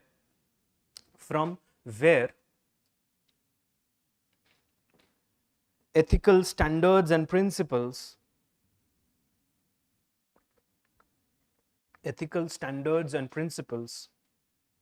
are derived include, put a hyphen after that, and then under that statement write as 1, 2, 3, 4, 5, 6, 1. Constitution and laws. Second, religion and religious scriptures.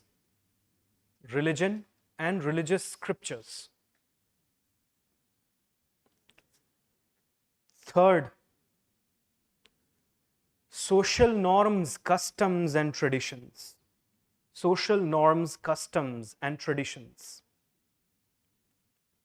Fourth, family, educational, and professional institutions.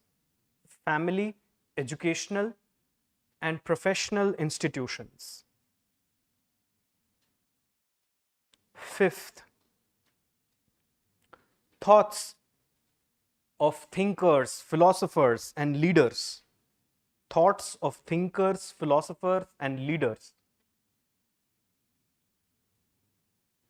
And sixth, human conscience.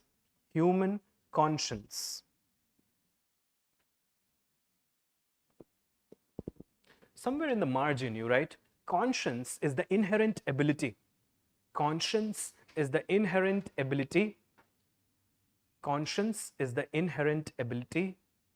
to distinguish between right and wrong.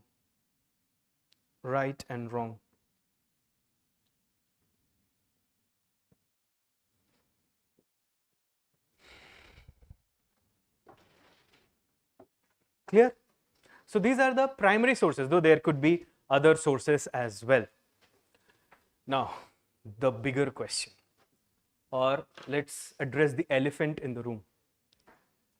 What is the utility of ethics? Why do we want ethics in a society? What purpose does ethics serve? To make a welfare society. Anything else? Social order. Anything else? Balance in society. Social justice. Democracy. Okay. Acha dekho. Why you are learning this subject? What is the aim? What is the purpose? To clear the civil services examination.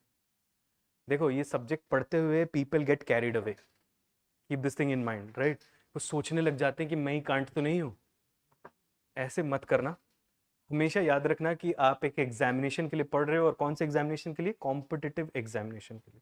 तो किसी philosophy में अगर आपको interest आता है, जो कि आपको आएगा ऑब्वियसली आई नो, उसमें बिल्कुल डूब मत जाना. IAS बनना है, फिलोसोफर नहीं. बार बार ये बात याद रखना, ठीक है? सारी फिलॉसफी आपको थोड़ी बहुत आनी चाहिए, क्योंकि अल्टीमेटली आपको 10 मार्क का एक आंसर लिखना है ना, एंड 150 वर्ड्स. तो अब आप पढ़ रहे हो 4 किताबें सोक्रेटिस के ऊपर, आपको इतना पसंद आ गया सोक्रेटिस का, प्लेटो का रिपब्लिक लेकर घूम रहे हो. That would B wastage of time. You understand that? Okay. So the next bigger question is, what is the utility of ethics? Give a heading. What is the utility of ethics in society? What is the utility of ethics in society?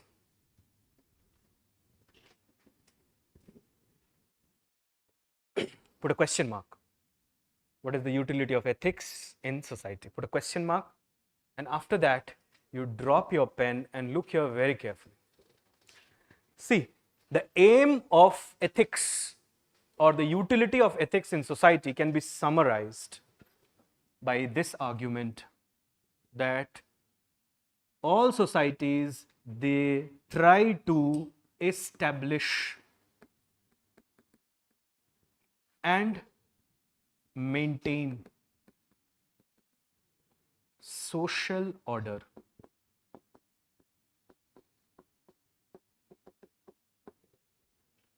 And ethics helps in maintaining social order. Now, what is social order? This a very fancy word, but what it actually indicates. Social order means that in the society there will be a stable state. And what does that mean? It means that the social structures will be accepted. Social institutions will be respected, and social norms will be enforced or implemented. Now, what are social structures? So, what is social structure? Social structure simply means the basic arrangement of the society. You see, you have structure of rocks, how rocks are arranged in layers. So, how society is arranged? Now, society could be arranged around one or more of the following things: class, wealth, education, ethnicity, justice. Do you understand that? Now, this arrangement itself could be fair or unfair. But let's not go into that debate and assume that the arrangement is fair. Do you understand that? So, social structure simply means how the society is arranged. It could be arranged also on the basis of law. It could be arranged on the basis of the formula given by the constitution. What is social institutions? Social institution is a web of relations, social relations that regulate behavior and organize our social life. Like, say, for example, think of marriage. Marriage is a social institution, or family. Family is also a social institution. What are social norms? I've already highlighted that. Social norms are the unsaid rules of the society, the unsaid prescriptions of the society that help us to attain certain behaviors which are acceptable to all in the society. Do you understand that? Like, say, for example, if you help the poor, then people in the society will praise you. If you suppose exploit the poor, then the people in the society, they will have a kind of hatred towards you. Do you understand that? So, social order refers to the stable state of society in which social structures are accepted, social institutions are respected, and social norms are enforced. Now, you tell me, all societies, whether they want to establish social order or not, establish and then maintain the social order. The opposite of social order is social disorder or social chaos. Now, social chaos can be good for some time. Like, say, for example, when the French Revolution occurred, was there social chaos? क्या हो रहा था आपको याद है ना, जिलोटिन और कैसे सबको मारा जा रहा था. Russian Revolution, or say, for example, the American War of Independence. At that time, the society was lawless, or the civil disobedience movement in India. The society, the people were breaking the laws. But social chaos is good only for some time. When you are trying to destroy an unjust system, you're trying to build a just system in its place. But if social chaos continues for long, that would be detrimental to the society. A good example of that is what happened in Iraq and Syria post the American withdrawal. We all know how ISIS emerged because of social chaos. Do you understand that? So, look here. Establishing and maintaining social order is the aim of every society. Do you understand that? And social order is maintained with the help of a device called social control. Now, social control may have various manifestations, or there are different tools that help in maintaining social control. These could be sociological tools, this could be legal tools, these could be cultural tools, or this could be moral tools.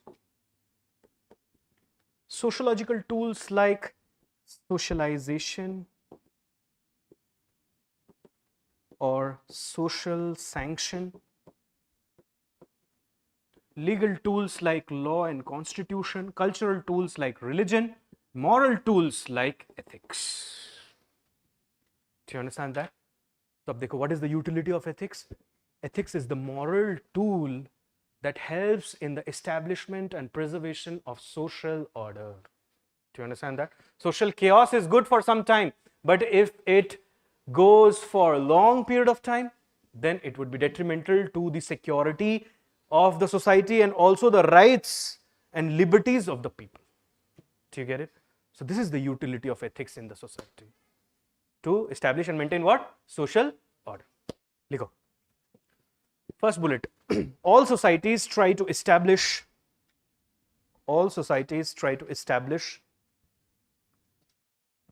and maintain.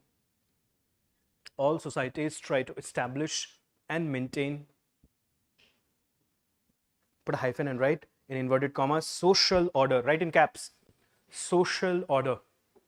All societies try to establish and maintain social order. Put a full stop. Social order refers to a stable state of society. Social order refers to a stable state of society where put a hyphen after that, write as A, B, C, A. Social structures are accepted. Social structures are accepted. B. Social institutions are respected. Social institutions are respected. And C. Social norms are enforced. C. Social norms are enforced. Now write the next bullet. Social structure refers to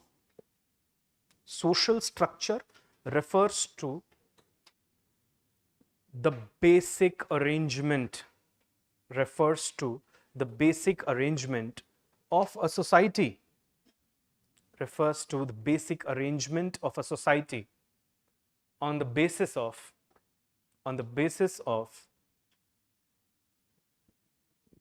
education, clan, CLAN, clan, class, ethnicity, law, religion, wealth, etc. Put a full stop. Social structures impact social relations. Social structures impact social relations.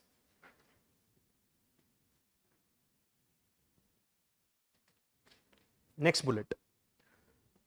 Social relations. Social structures impact social relations. After that, write next bullet. Social institutions are the established patterns of beliefs.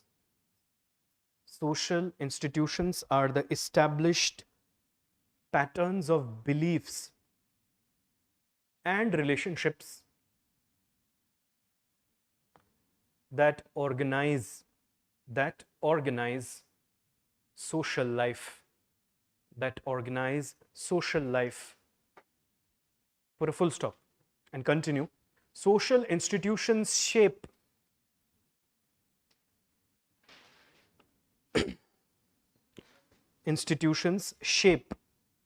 individual behavior.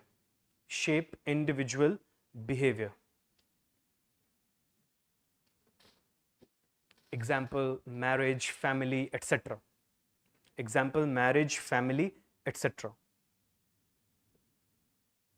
Next bullet. Social norms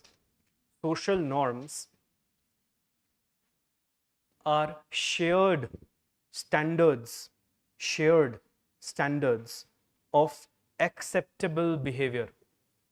Social norms are shared standards of acceptable behavior, acknowledged by individuals and groups. acceptable behavior acknowledged by individuals and groups. Acknowledged by individuals and groups. Put a full stop. Social norms act like prescriptions for the people. Social norms act like prescriptions for the people and help them in regulating their behavior in the society. Regulating their behavior in the society. Now make a star, change the ink and write this line. Social order is established. Social order is established and maintained through a device known as social control. Through a device known as social control. Social control. Full stop.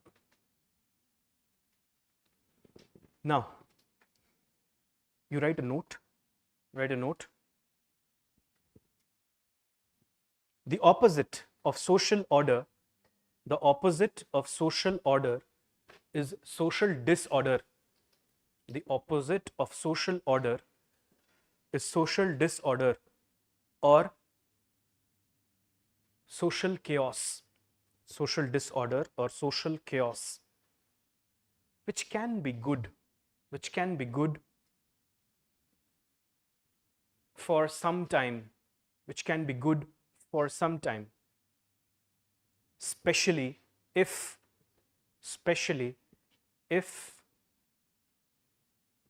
a revolution or war is going on, especially when a revolution or war is going on to destroy an unjust system.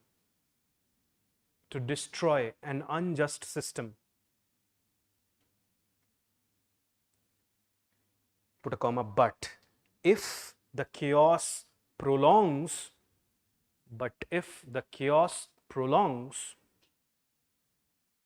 it will be detrimental to the safety and security of the people. It will be detrimental to the safety and security of the people.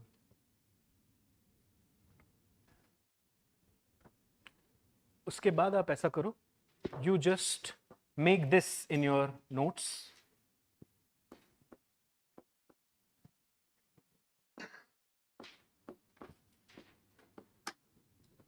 Just make this flowchart.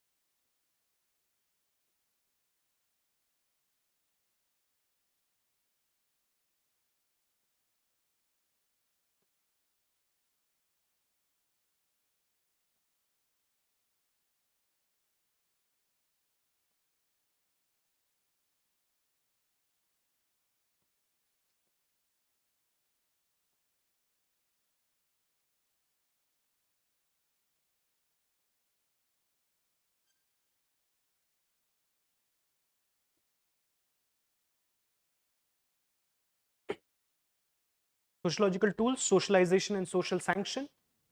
Legal tools, constitution and law. Cultural tools, religion and tribal rules. Moral tools, ethics and morality.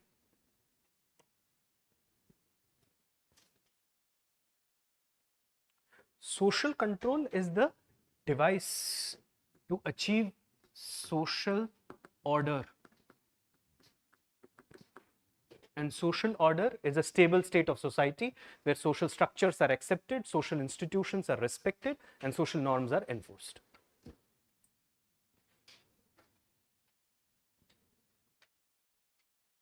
Now, once you have done that, drop your pen and look here carefully. Dekho. What do we understand by this term, socialization? Socialization is a process by which people come to learn about the society. It means through socialization, people learn about the social structure, social institutions, and social norms. That is socialization. Do you understand that? Now, you might have heard about these kind of terms: social, unsocial, antisocial. सुना है कभी? Who is a social person and who is an unsocial person? How do you distinguish that?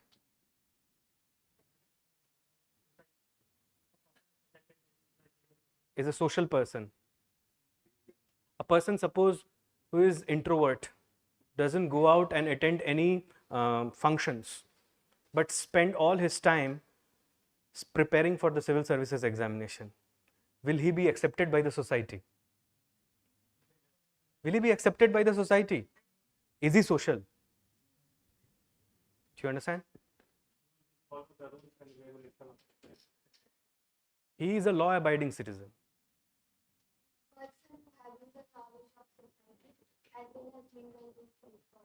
Okay, that's somehow correct. Someone who participates in the society. Okay. Now think of this. Let's suppose there is a family function coming up. Got it?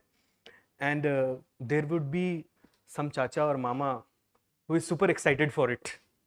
Do you understand that? उन्होंने WhatsApp group भी बना लिया, आपको भी add कर दिया, और अब हर दिन कुछ ना कुछ आता रहता है उसमें. Do you understand that? Super excited. और मतलब वो पूरी चीजें तय वय कर रहे हैं, सारी चीजें, बहुत खुश हैं, super excited. Will you call him a social person? Social person? Is he a social person? Do you like that kind of social intrusion into your life is a different question, but is he a social person? Yes. Now there is one more मामा, बुआ और ताया जी और इस type का कुछ ले लेते हैं, ठीक है? Who, मतलब वो नहीं होते कि जो हर जगह कमी निकालते रहते हैं, और ये ऐसे होते हैं कि suppose there is a function in the neighborhood, he says that I am not going to attend, please cook my food, I am not going to go there. Is he social or unsocial? Unsocial. ठीक है.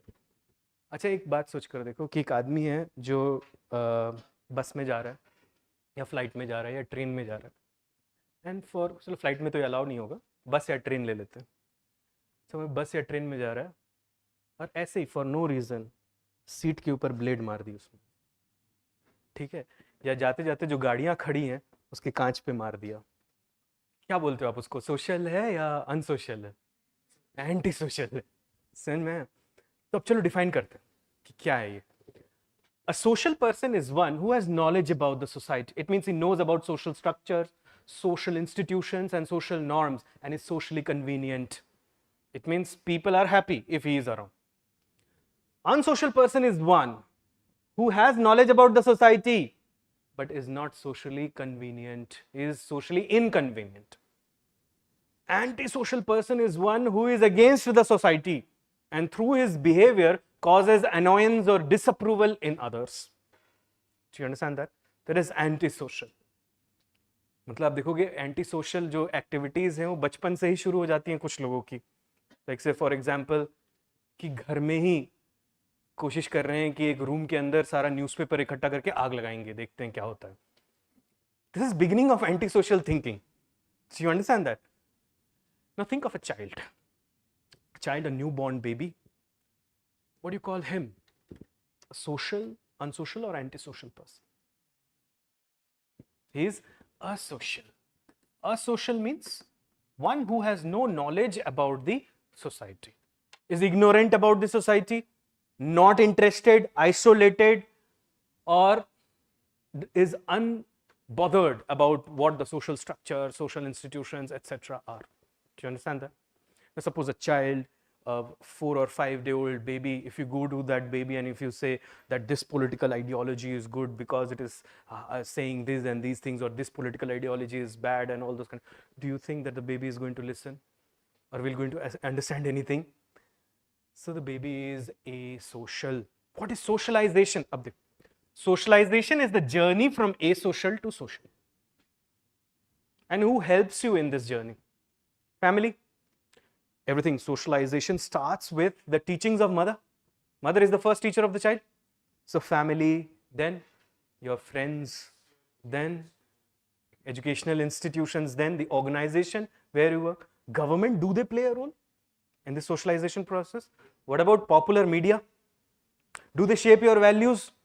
Popular media, like say for example, you would see several reels nowadays where you would see that's one person who is just moving like that without any food, water or something like that. It looks very defeated in life, but then suddenly after some time he prepares for some examination, qualifies the examination, and then he walks very peacefully and suppose comes in a swanky car and हो सकता है आखिरी में आके कुछ ऐसा dialogue मार दे that I want to work in peace so that my Lamborghini could make some sound. तो इस तरीके का कोई डायलॉग आ जाए समझ लो बाद में, तो इससे ये आपको बताया जा रहा है या जताया जा रहा है आप तक ये that Lamborghini is the hallmark of success. If you are not moving around in a Lamborghini Gallardo, then you are not successful in life. Do you get it? So media, popular media also shapes your idea of success. Do you get it? Government also through its laws and all those kind of things, if you listen to parliamentary debates, and you'll come to know that, okay, this is also an important aspect, a viewpoint, a perspective, which I missed. Do you get it? So socialization is that process through which you go from the asocial to the social with the help of family, friends, educational institutions, your company, society, government, media, etc. Do you get it? What is social sanction? What do you understand by sanction? Sanction is a punishment or is it a reward? It is both. Like say for example, the funds have been sanctioned for this program. It means what? Approved. Approved means reward. But US has placed sanctions under CATSA. Are you aware about CATSA? Countering Adversaries Through Sanctions Act. Something like that. Iran के ऊपर, Russia के ऊपर sanction लगा रखे हैं इन्होंने, North Korea. So sanction is a reward or a punishment. When you do something good in the society, like say for example, you do some act of charity or you help in the construction of a road, society will praise you. That's a positive sanction given by the society. Have you heard about Armstrong Pame, the IAS officer from Manipur? Now he has built a 100-kilometer road with the help of public money without taking a single paisa from government funds. Do you understand that? And for that he was also awarded as the emerging IAS officer of India, most notable civil servant in 2015. Anyhow, so he is praised. But suppose you burn public assets. समझ लो कोई ऐसा है जो जाके अभी metro के pillar के नीचे आग लगाने की कोशिश कर रहा है. What do you think how the Delhiites are going to react to that person? Now you know Delhiites, their reaction. That could be anything. The point is obviously it would be harmful for the person who is attempting that. So there will be disapproval for that. So social sanction, through social sanction also you teach people about the significance of social order.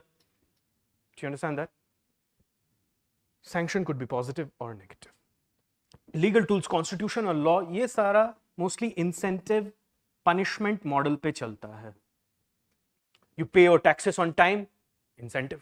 from the government. You pay your loans on time, incentive from the bank. You violate your taxes, penalty, punishment. You miss your EMI payments, penalty, interest from the banks, all those kind of things. Religion and tribal rules or group rules, they also help in preservation of social order. Like say, for example, for a religious person, he is under the constant watch of the Almighty. And the person will not do anything wrong because he knows that there is a higher court and a higher judge to answer. Do you get it? For the religious person, a religious person, whether constitution says, law says, or something says to do something or not, will desist from doing it or will do it if religion prescribes. Do you understand that? So religion could also be a good tool. जैसे आप ऐसे सोच कर देखो कि कोई तो ऐसा एरिया होगा जहां पे आप लॉ, कॉन्स्टिट्यूशन या समझ लो सोशल टूल सबके परव्यू से बाहर चले जाओगे. Like say, for example, you live in an isolated island. Suppose you have been deputed to live in an island in Andaman and Nicobar group of islands. In that island, there is a simple office and you are in charge of that office. You have 2 staff. That's it. And there is nobody in the island. But suddenly what happens is one day you discover gold in the island. Now that gold belongs to you or government of India? But आप सोचते हो कि यार थोड़ा मैं निकाल लेता हूँ पहले. Now सोसाइटी से भी आप दूर हो सकता है लॉ और कॉन्स्टिट्यूशन की आंखें भी आप तक ना पहुंचे. कोई इंस्टीट्यूशन है नहीं, आपका ही ऑफिस है बस वहां पे. But God is watching. Do you understand that? So cultural tools is also used by societies to maintain social order. And ethics, is a set of standards and values that also helps in preservation of social order. So what is the utility of ethics in the society? It is the moral tool that helps in the establishment and preservation of social order. Do you understand that? What is social order? A stable state of society in which social structures are accepted, social institutions are respected and social norms are enforced. ठीक है? तो ये जो आपने बनाया है इसके नीचे बुलेट वाइज फिर लिखते चलो. Socialization is the process. Socialization is the process through which individuals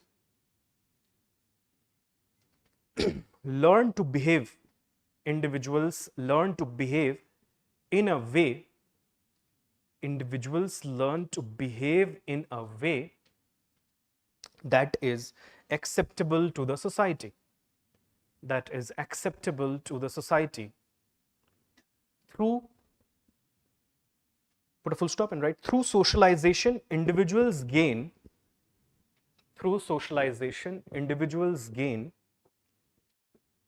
knowledge about social structures, institutions and norms. Social structures, institutions and norms. Next bullet. A sanction is a reward or a punishment. A sanction is a reward or punishment with respect to actions, attitude, appearance or behavior. Actions, attitude, appearance or behavior. Put a full stop. Social sanctions are reactions from others. Social sanctions are reactions from others.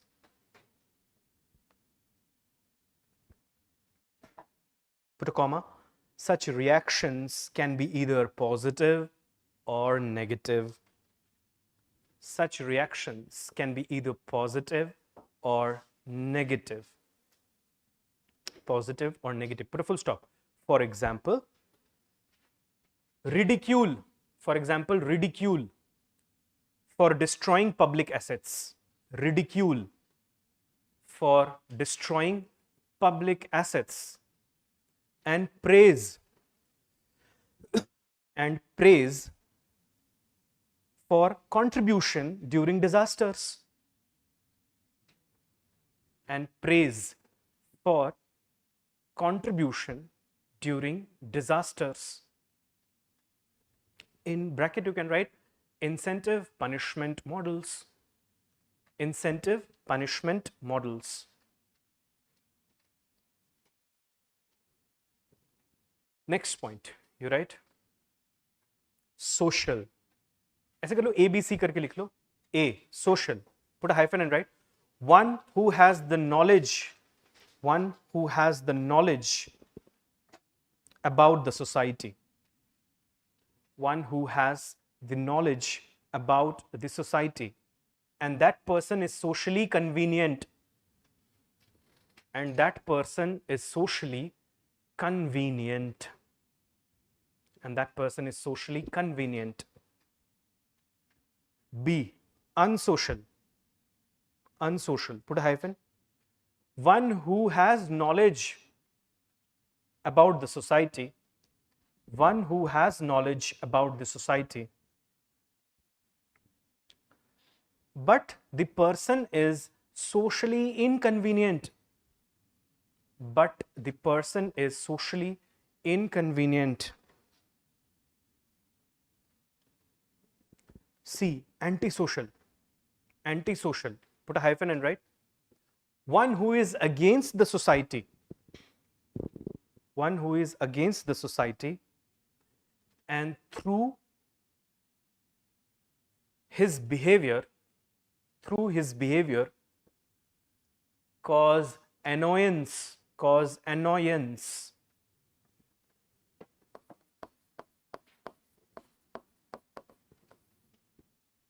Annoyance and disapproval in others. Annoyance and disapproval in others. D, asocial. Asocial. Put a hyphen. One who is isolated, comma, ignorant or neutral towards the society. One who is isolated, ignorant or neutral towards the society. Now under that you make a star, change the ink and write this line. Socialization is the journey from asocial to social. Socialization is the journey from asocial to social.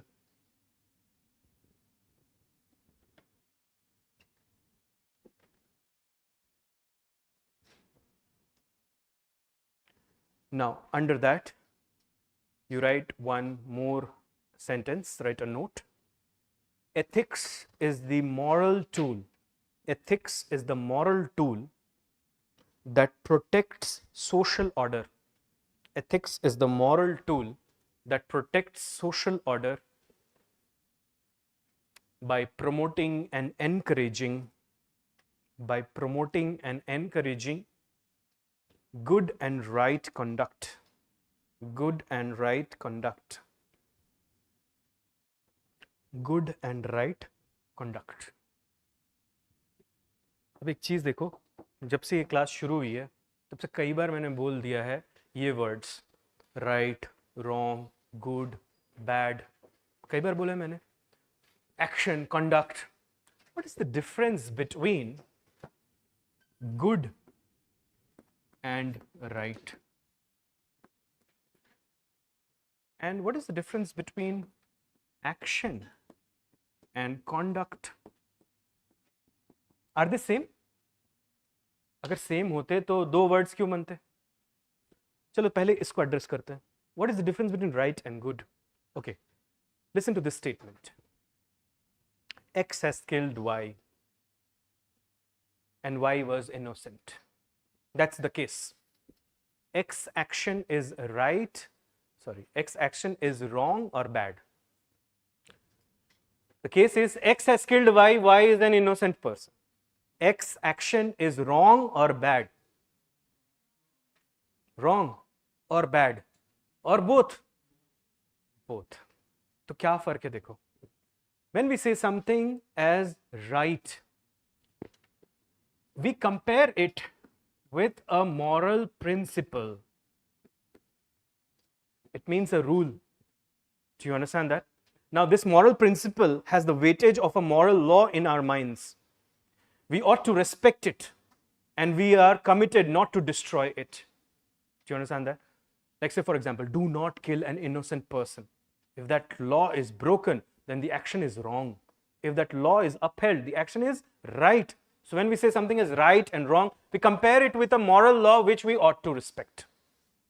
When we say something is good or bad, we look at the outcome of the action. If the outcome is desirable, the action is good. If the outcome is undesirable, the action is bad. Like, say, for example, when X killed Y, X violated the moral principle. That's why the action is wrong. And it brought an enormous pain and agony to Y, the victim, and the relatives of Y. So the outcome is desirable or undesirable? Undesirable. So the action is also bad. Do you understand that? So we say that X action is not only wrong, but it is also bad. Do you get it? Now, what is the difference between action and conduct?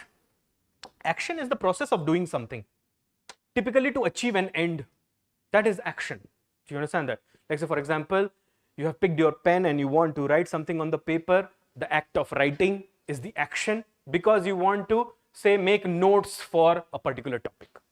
So action is the actual process that you undertake, typically to achieve an end. What is conduct? Conduct is how do you behave in a particular situation and in a particular time and in a particular place. Do you understand that? That is conduct. Like, say, for example, it is good to crack jokes, be friendly, do high fives when you are in your friend circle. But do you intend to do high fives when you enter the interview room? Do you intend to do high five with all the members? Your conduct there would be bad. Do you understand that? Conduct is also how a company, it behaves. That is also like the conduct of the authorities is appropriate. ऐसे बोलते हैं ना हम. So all ethical beings through their actions and conduct try to do the right action to create the good. समझ में आया अब ये statement? अब एक चीज देखो, जितने भी consequentialists हैं, जैसे यूटिलिटेरियनिज्म नाम सुना होगा, जितने भी consequentialists हैं वो सारे good को लेकर obsessed हैं. If the outcome is good, everything is good. और जितने भी non consequentialists हैं, जैसे कांट हो गए, they're all bothered about the action itself, so they are more concerned with right, whereas the consequentialists are more concerned with the good. Do you understand that? अब समझ में आ रहा है? These are not loose words. So give a heading. Difference between the right and the good. The difference between the right and the good. Difference between the right and the good. Now write bullet wise. When we describe an action, or conduct, when we describe an action or conduct as right, put right into single inverted commas, right, put a comma, we judge it with respect to a moral standard. We judge it with respect to a moral standard or moral law, moral standard or moral law, which we ought to obey, Put a full stop. We honor the authority of such a moral law. Honor the authority of such a moral law and consider it as a check. Consider it as a check on our impulses. Check on our impulses and desires. Impulses and desires. Next bullet. When we consider an action or conduct,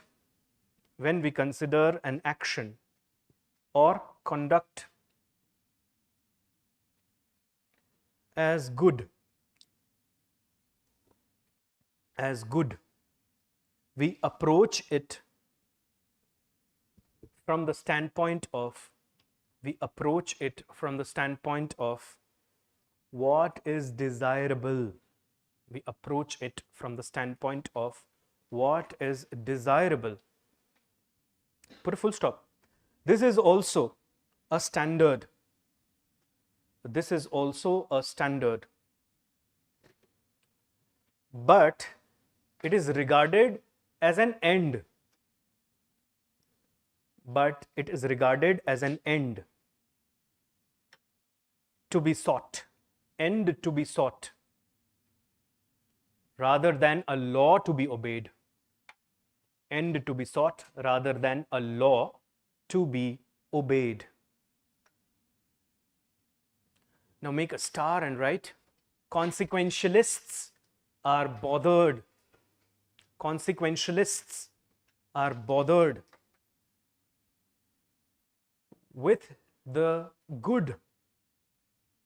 Consequentialists are bothered with the good, whereas non-consequentialists focus on the right. Non-consequentialists focus on the right. Now again give a small subheading, difference between action and conduct. Difference between action and conduct. Write bullet wise. Action is the process of doing something. Action is the process of doing something. Typically to achieve an end, comma, goal or objective. Typically to achieve an end, goal or objective. Next point. Conduct is the manner in which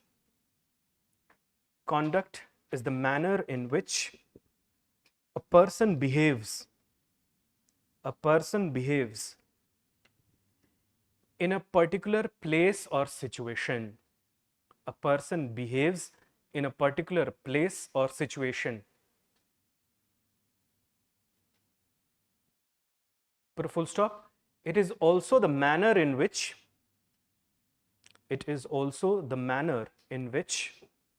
an organization or activity is managed or directed.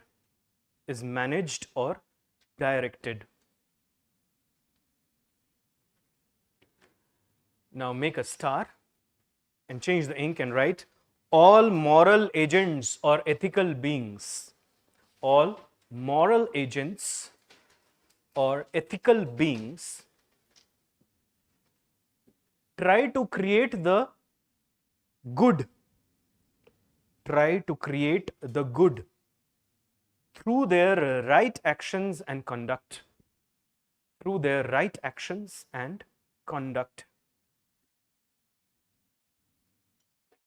Actions and conduct.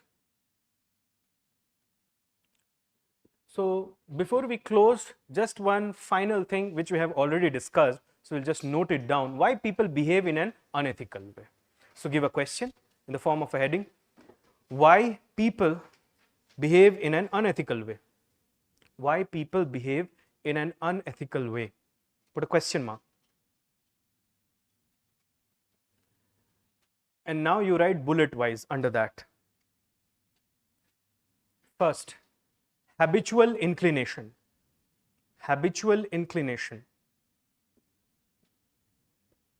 In bracket you can write inherent in their actions,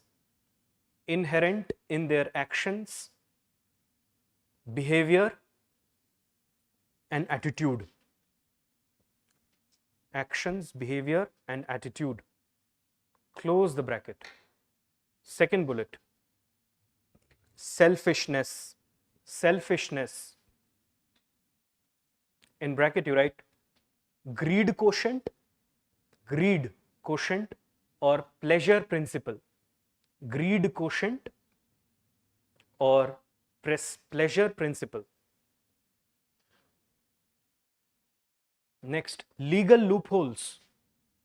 Legal loopholes. In bracket, you write complex structure. Put a semicolon. Easy to evade the law. Easy to evade the law. Close the bracket.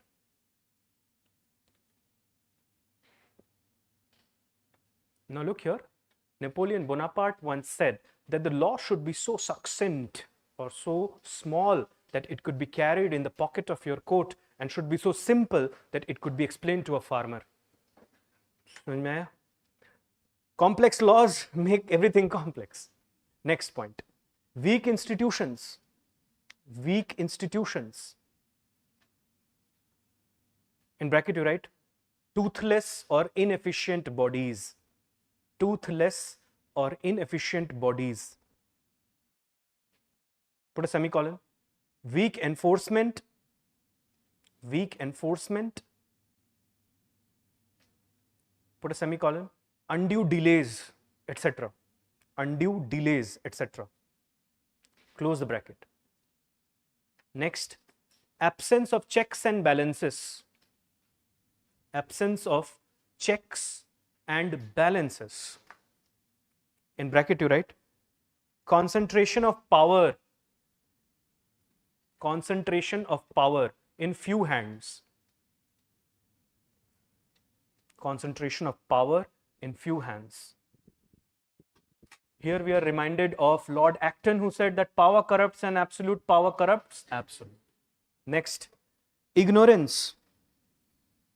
Ignorance. In bracket, you write about laws, rules, regulations, etc. About laws, rules, regulations, etc. Close the bracket. And the last one, unfair society. Unfair society. In bracket, you write socio-economic or political discrimination. Socio-economic or political discrimination.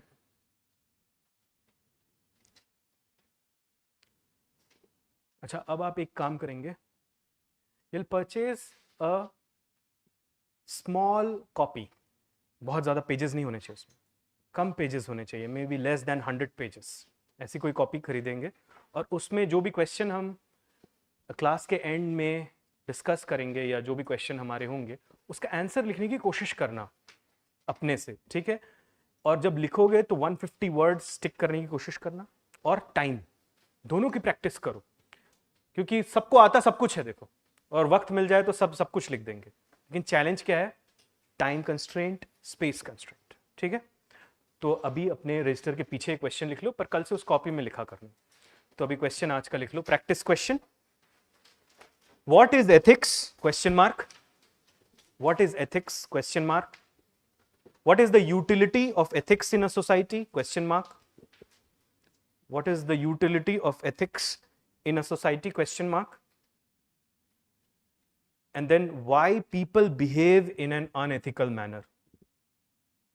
Why people behave in an unethical manner? Unethical manner. Question mark. So what is ethics? What is the utility of ethics in society? Why people behave in an unethical manner? Can you answer that question now? Okay. So before I leave you people, let us talk about what sources we need to follow. देखो, one major problem with this subject is, जैसे अगर आप polity पढ़ रहे हैं तो आपको पता है कि कौन सी बुक आपको पढ़नी है.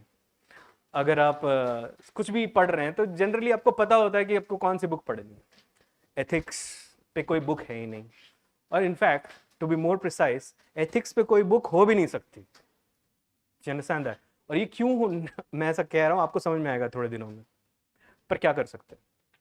एक तो ये नोट्स जो आप बना रहे हो, if you do not miss the classes, you come for the classes, make these notes religiously, diligently, in a disciplined manner, and revise them properly, they would be sufficient. So many of my students have cleared the examination just by reading these notes because they are exhaustive in nature. More or less, you will be able to answer everything. Keep this in mind that we are preparing for a competitive examination. We are not preparing to be philosophers, moral thinkers. If you have more interest, you can come and meet me and we can always talk on philosophies. But here in the class, I will keep myself only limited to the objectives of the examination. Got it? तो ये notes काफ़ी होंगे, but ये notes तो सबके पास, आपके पास है, कई बैचेस पहले भी है, आगे भी होंगे, तो कैसे आपका आंसर थोड़ा डिफरेंट होगा, उसके लिए आप क्या करिए देखिए. First is this book.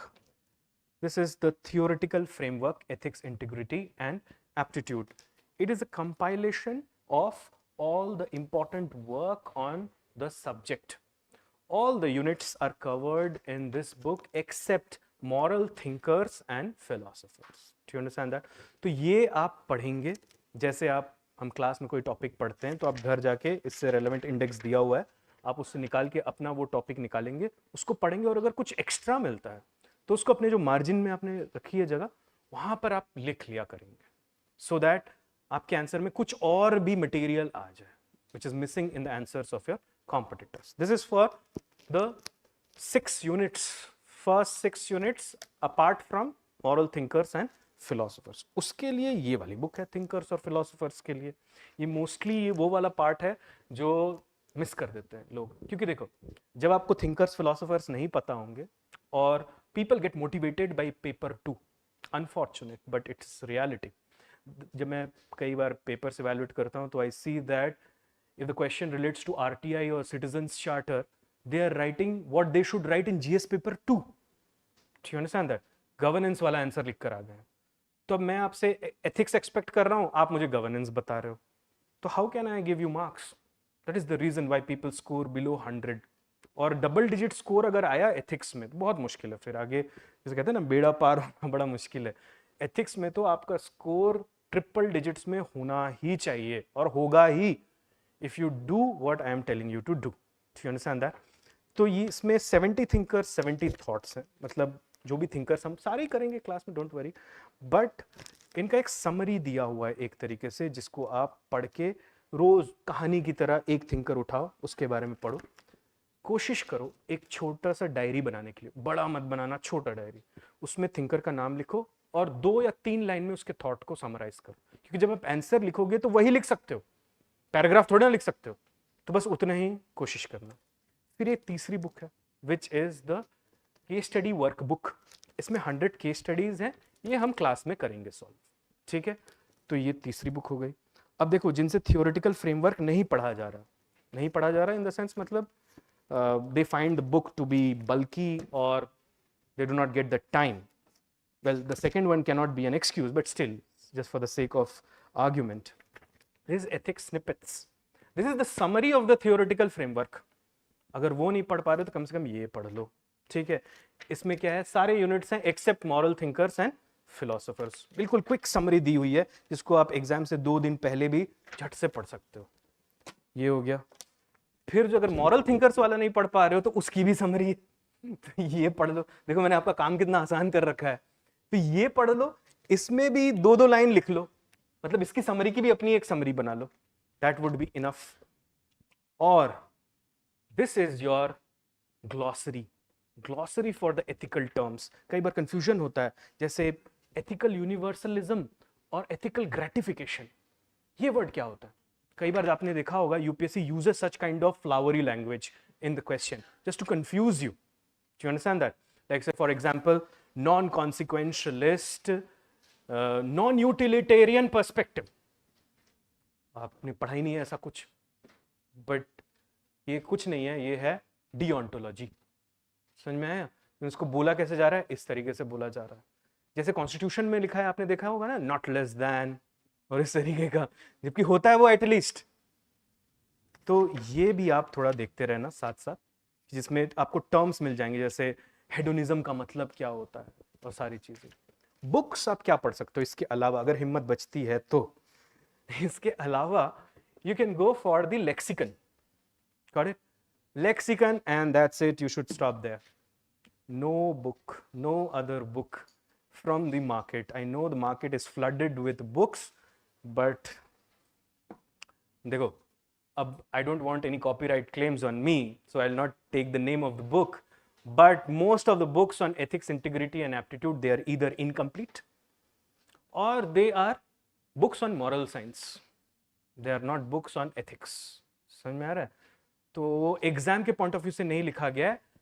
जैसे समझ लो किसी को फिलॉसफी में बहुत इंटरेस्ट है, मॉरल फिलॉसफी में, एक्सियोलॉजी में बहुत इंटरेस्ट है, याद आ रहा है ना एक्सियोलॉजी, तो एक्सियोलॉजी के ऊपर किताब लिखती है उसने पूरी, और ऊपर टाइटल दे दिया ethics, integrity and aptitude.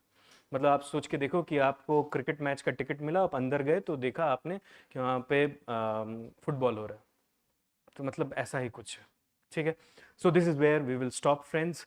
Is there any doubt things that we have learned so far in the class? If there are none, then we will resume our classes from tomorrow. Be here at 2 p.m. sharp. I know that it is summer season and मुश्किल होता है, but ये मुश्किल सा हो अगर आपको जाना है इंडियन एडमिनिस्ट्रेटिव सर्विसेज में। ठीक है, थैंक यू वेरी मच।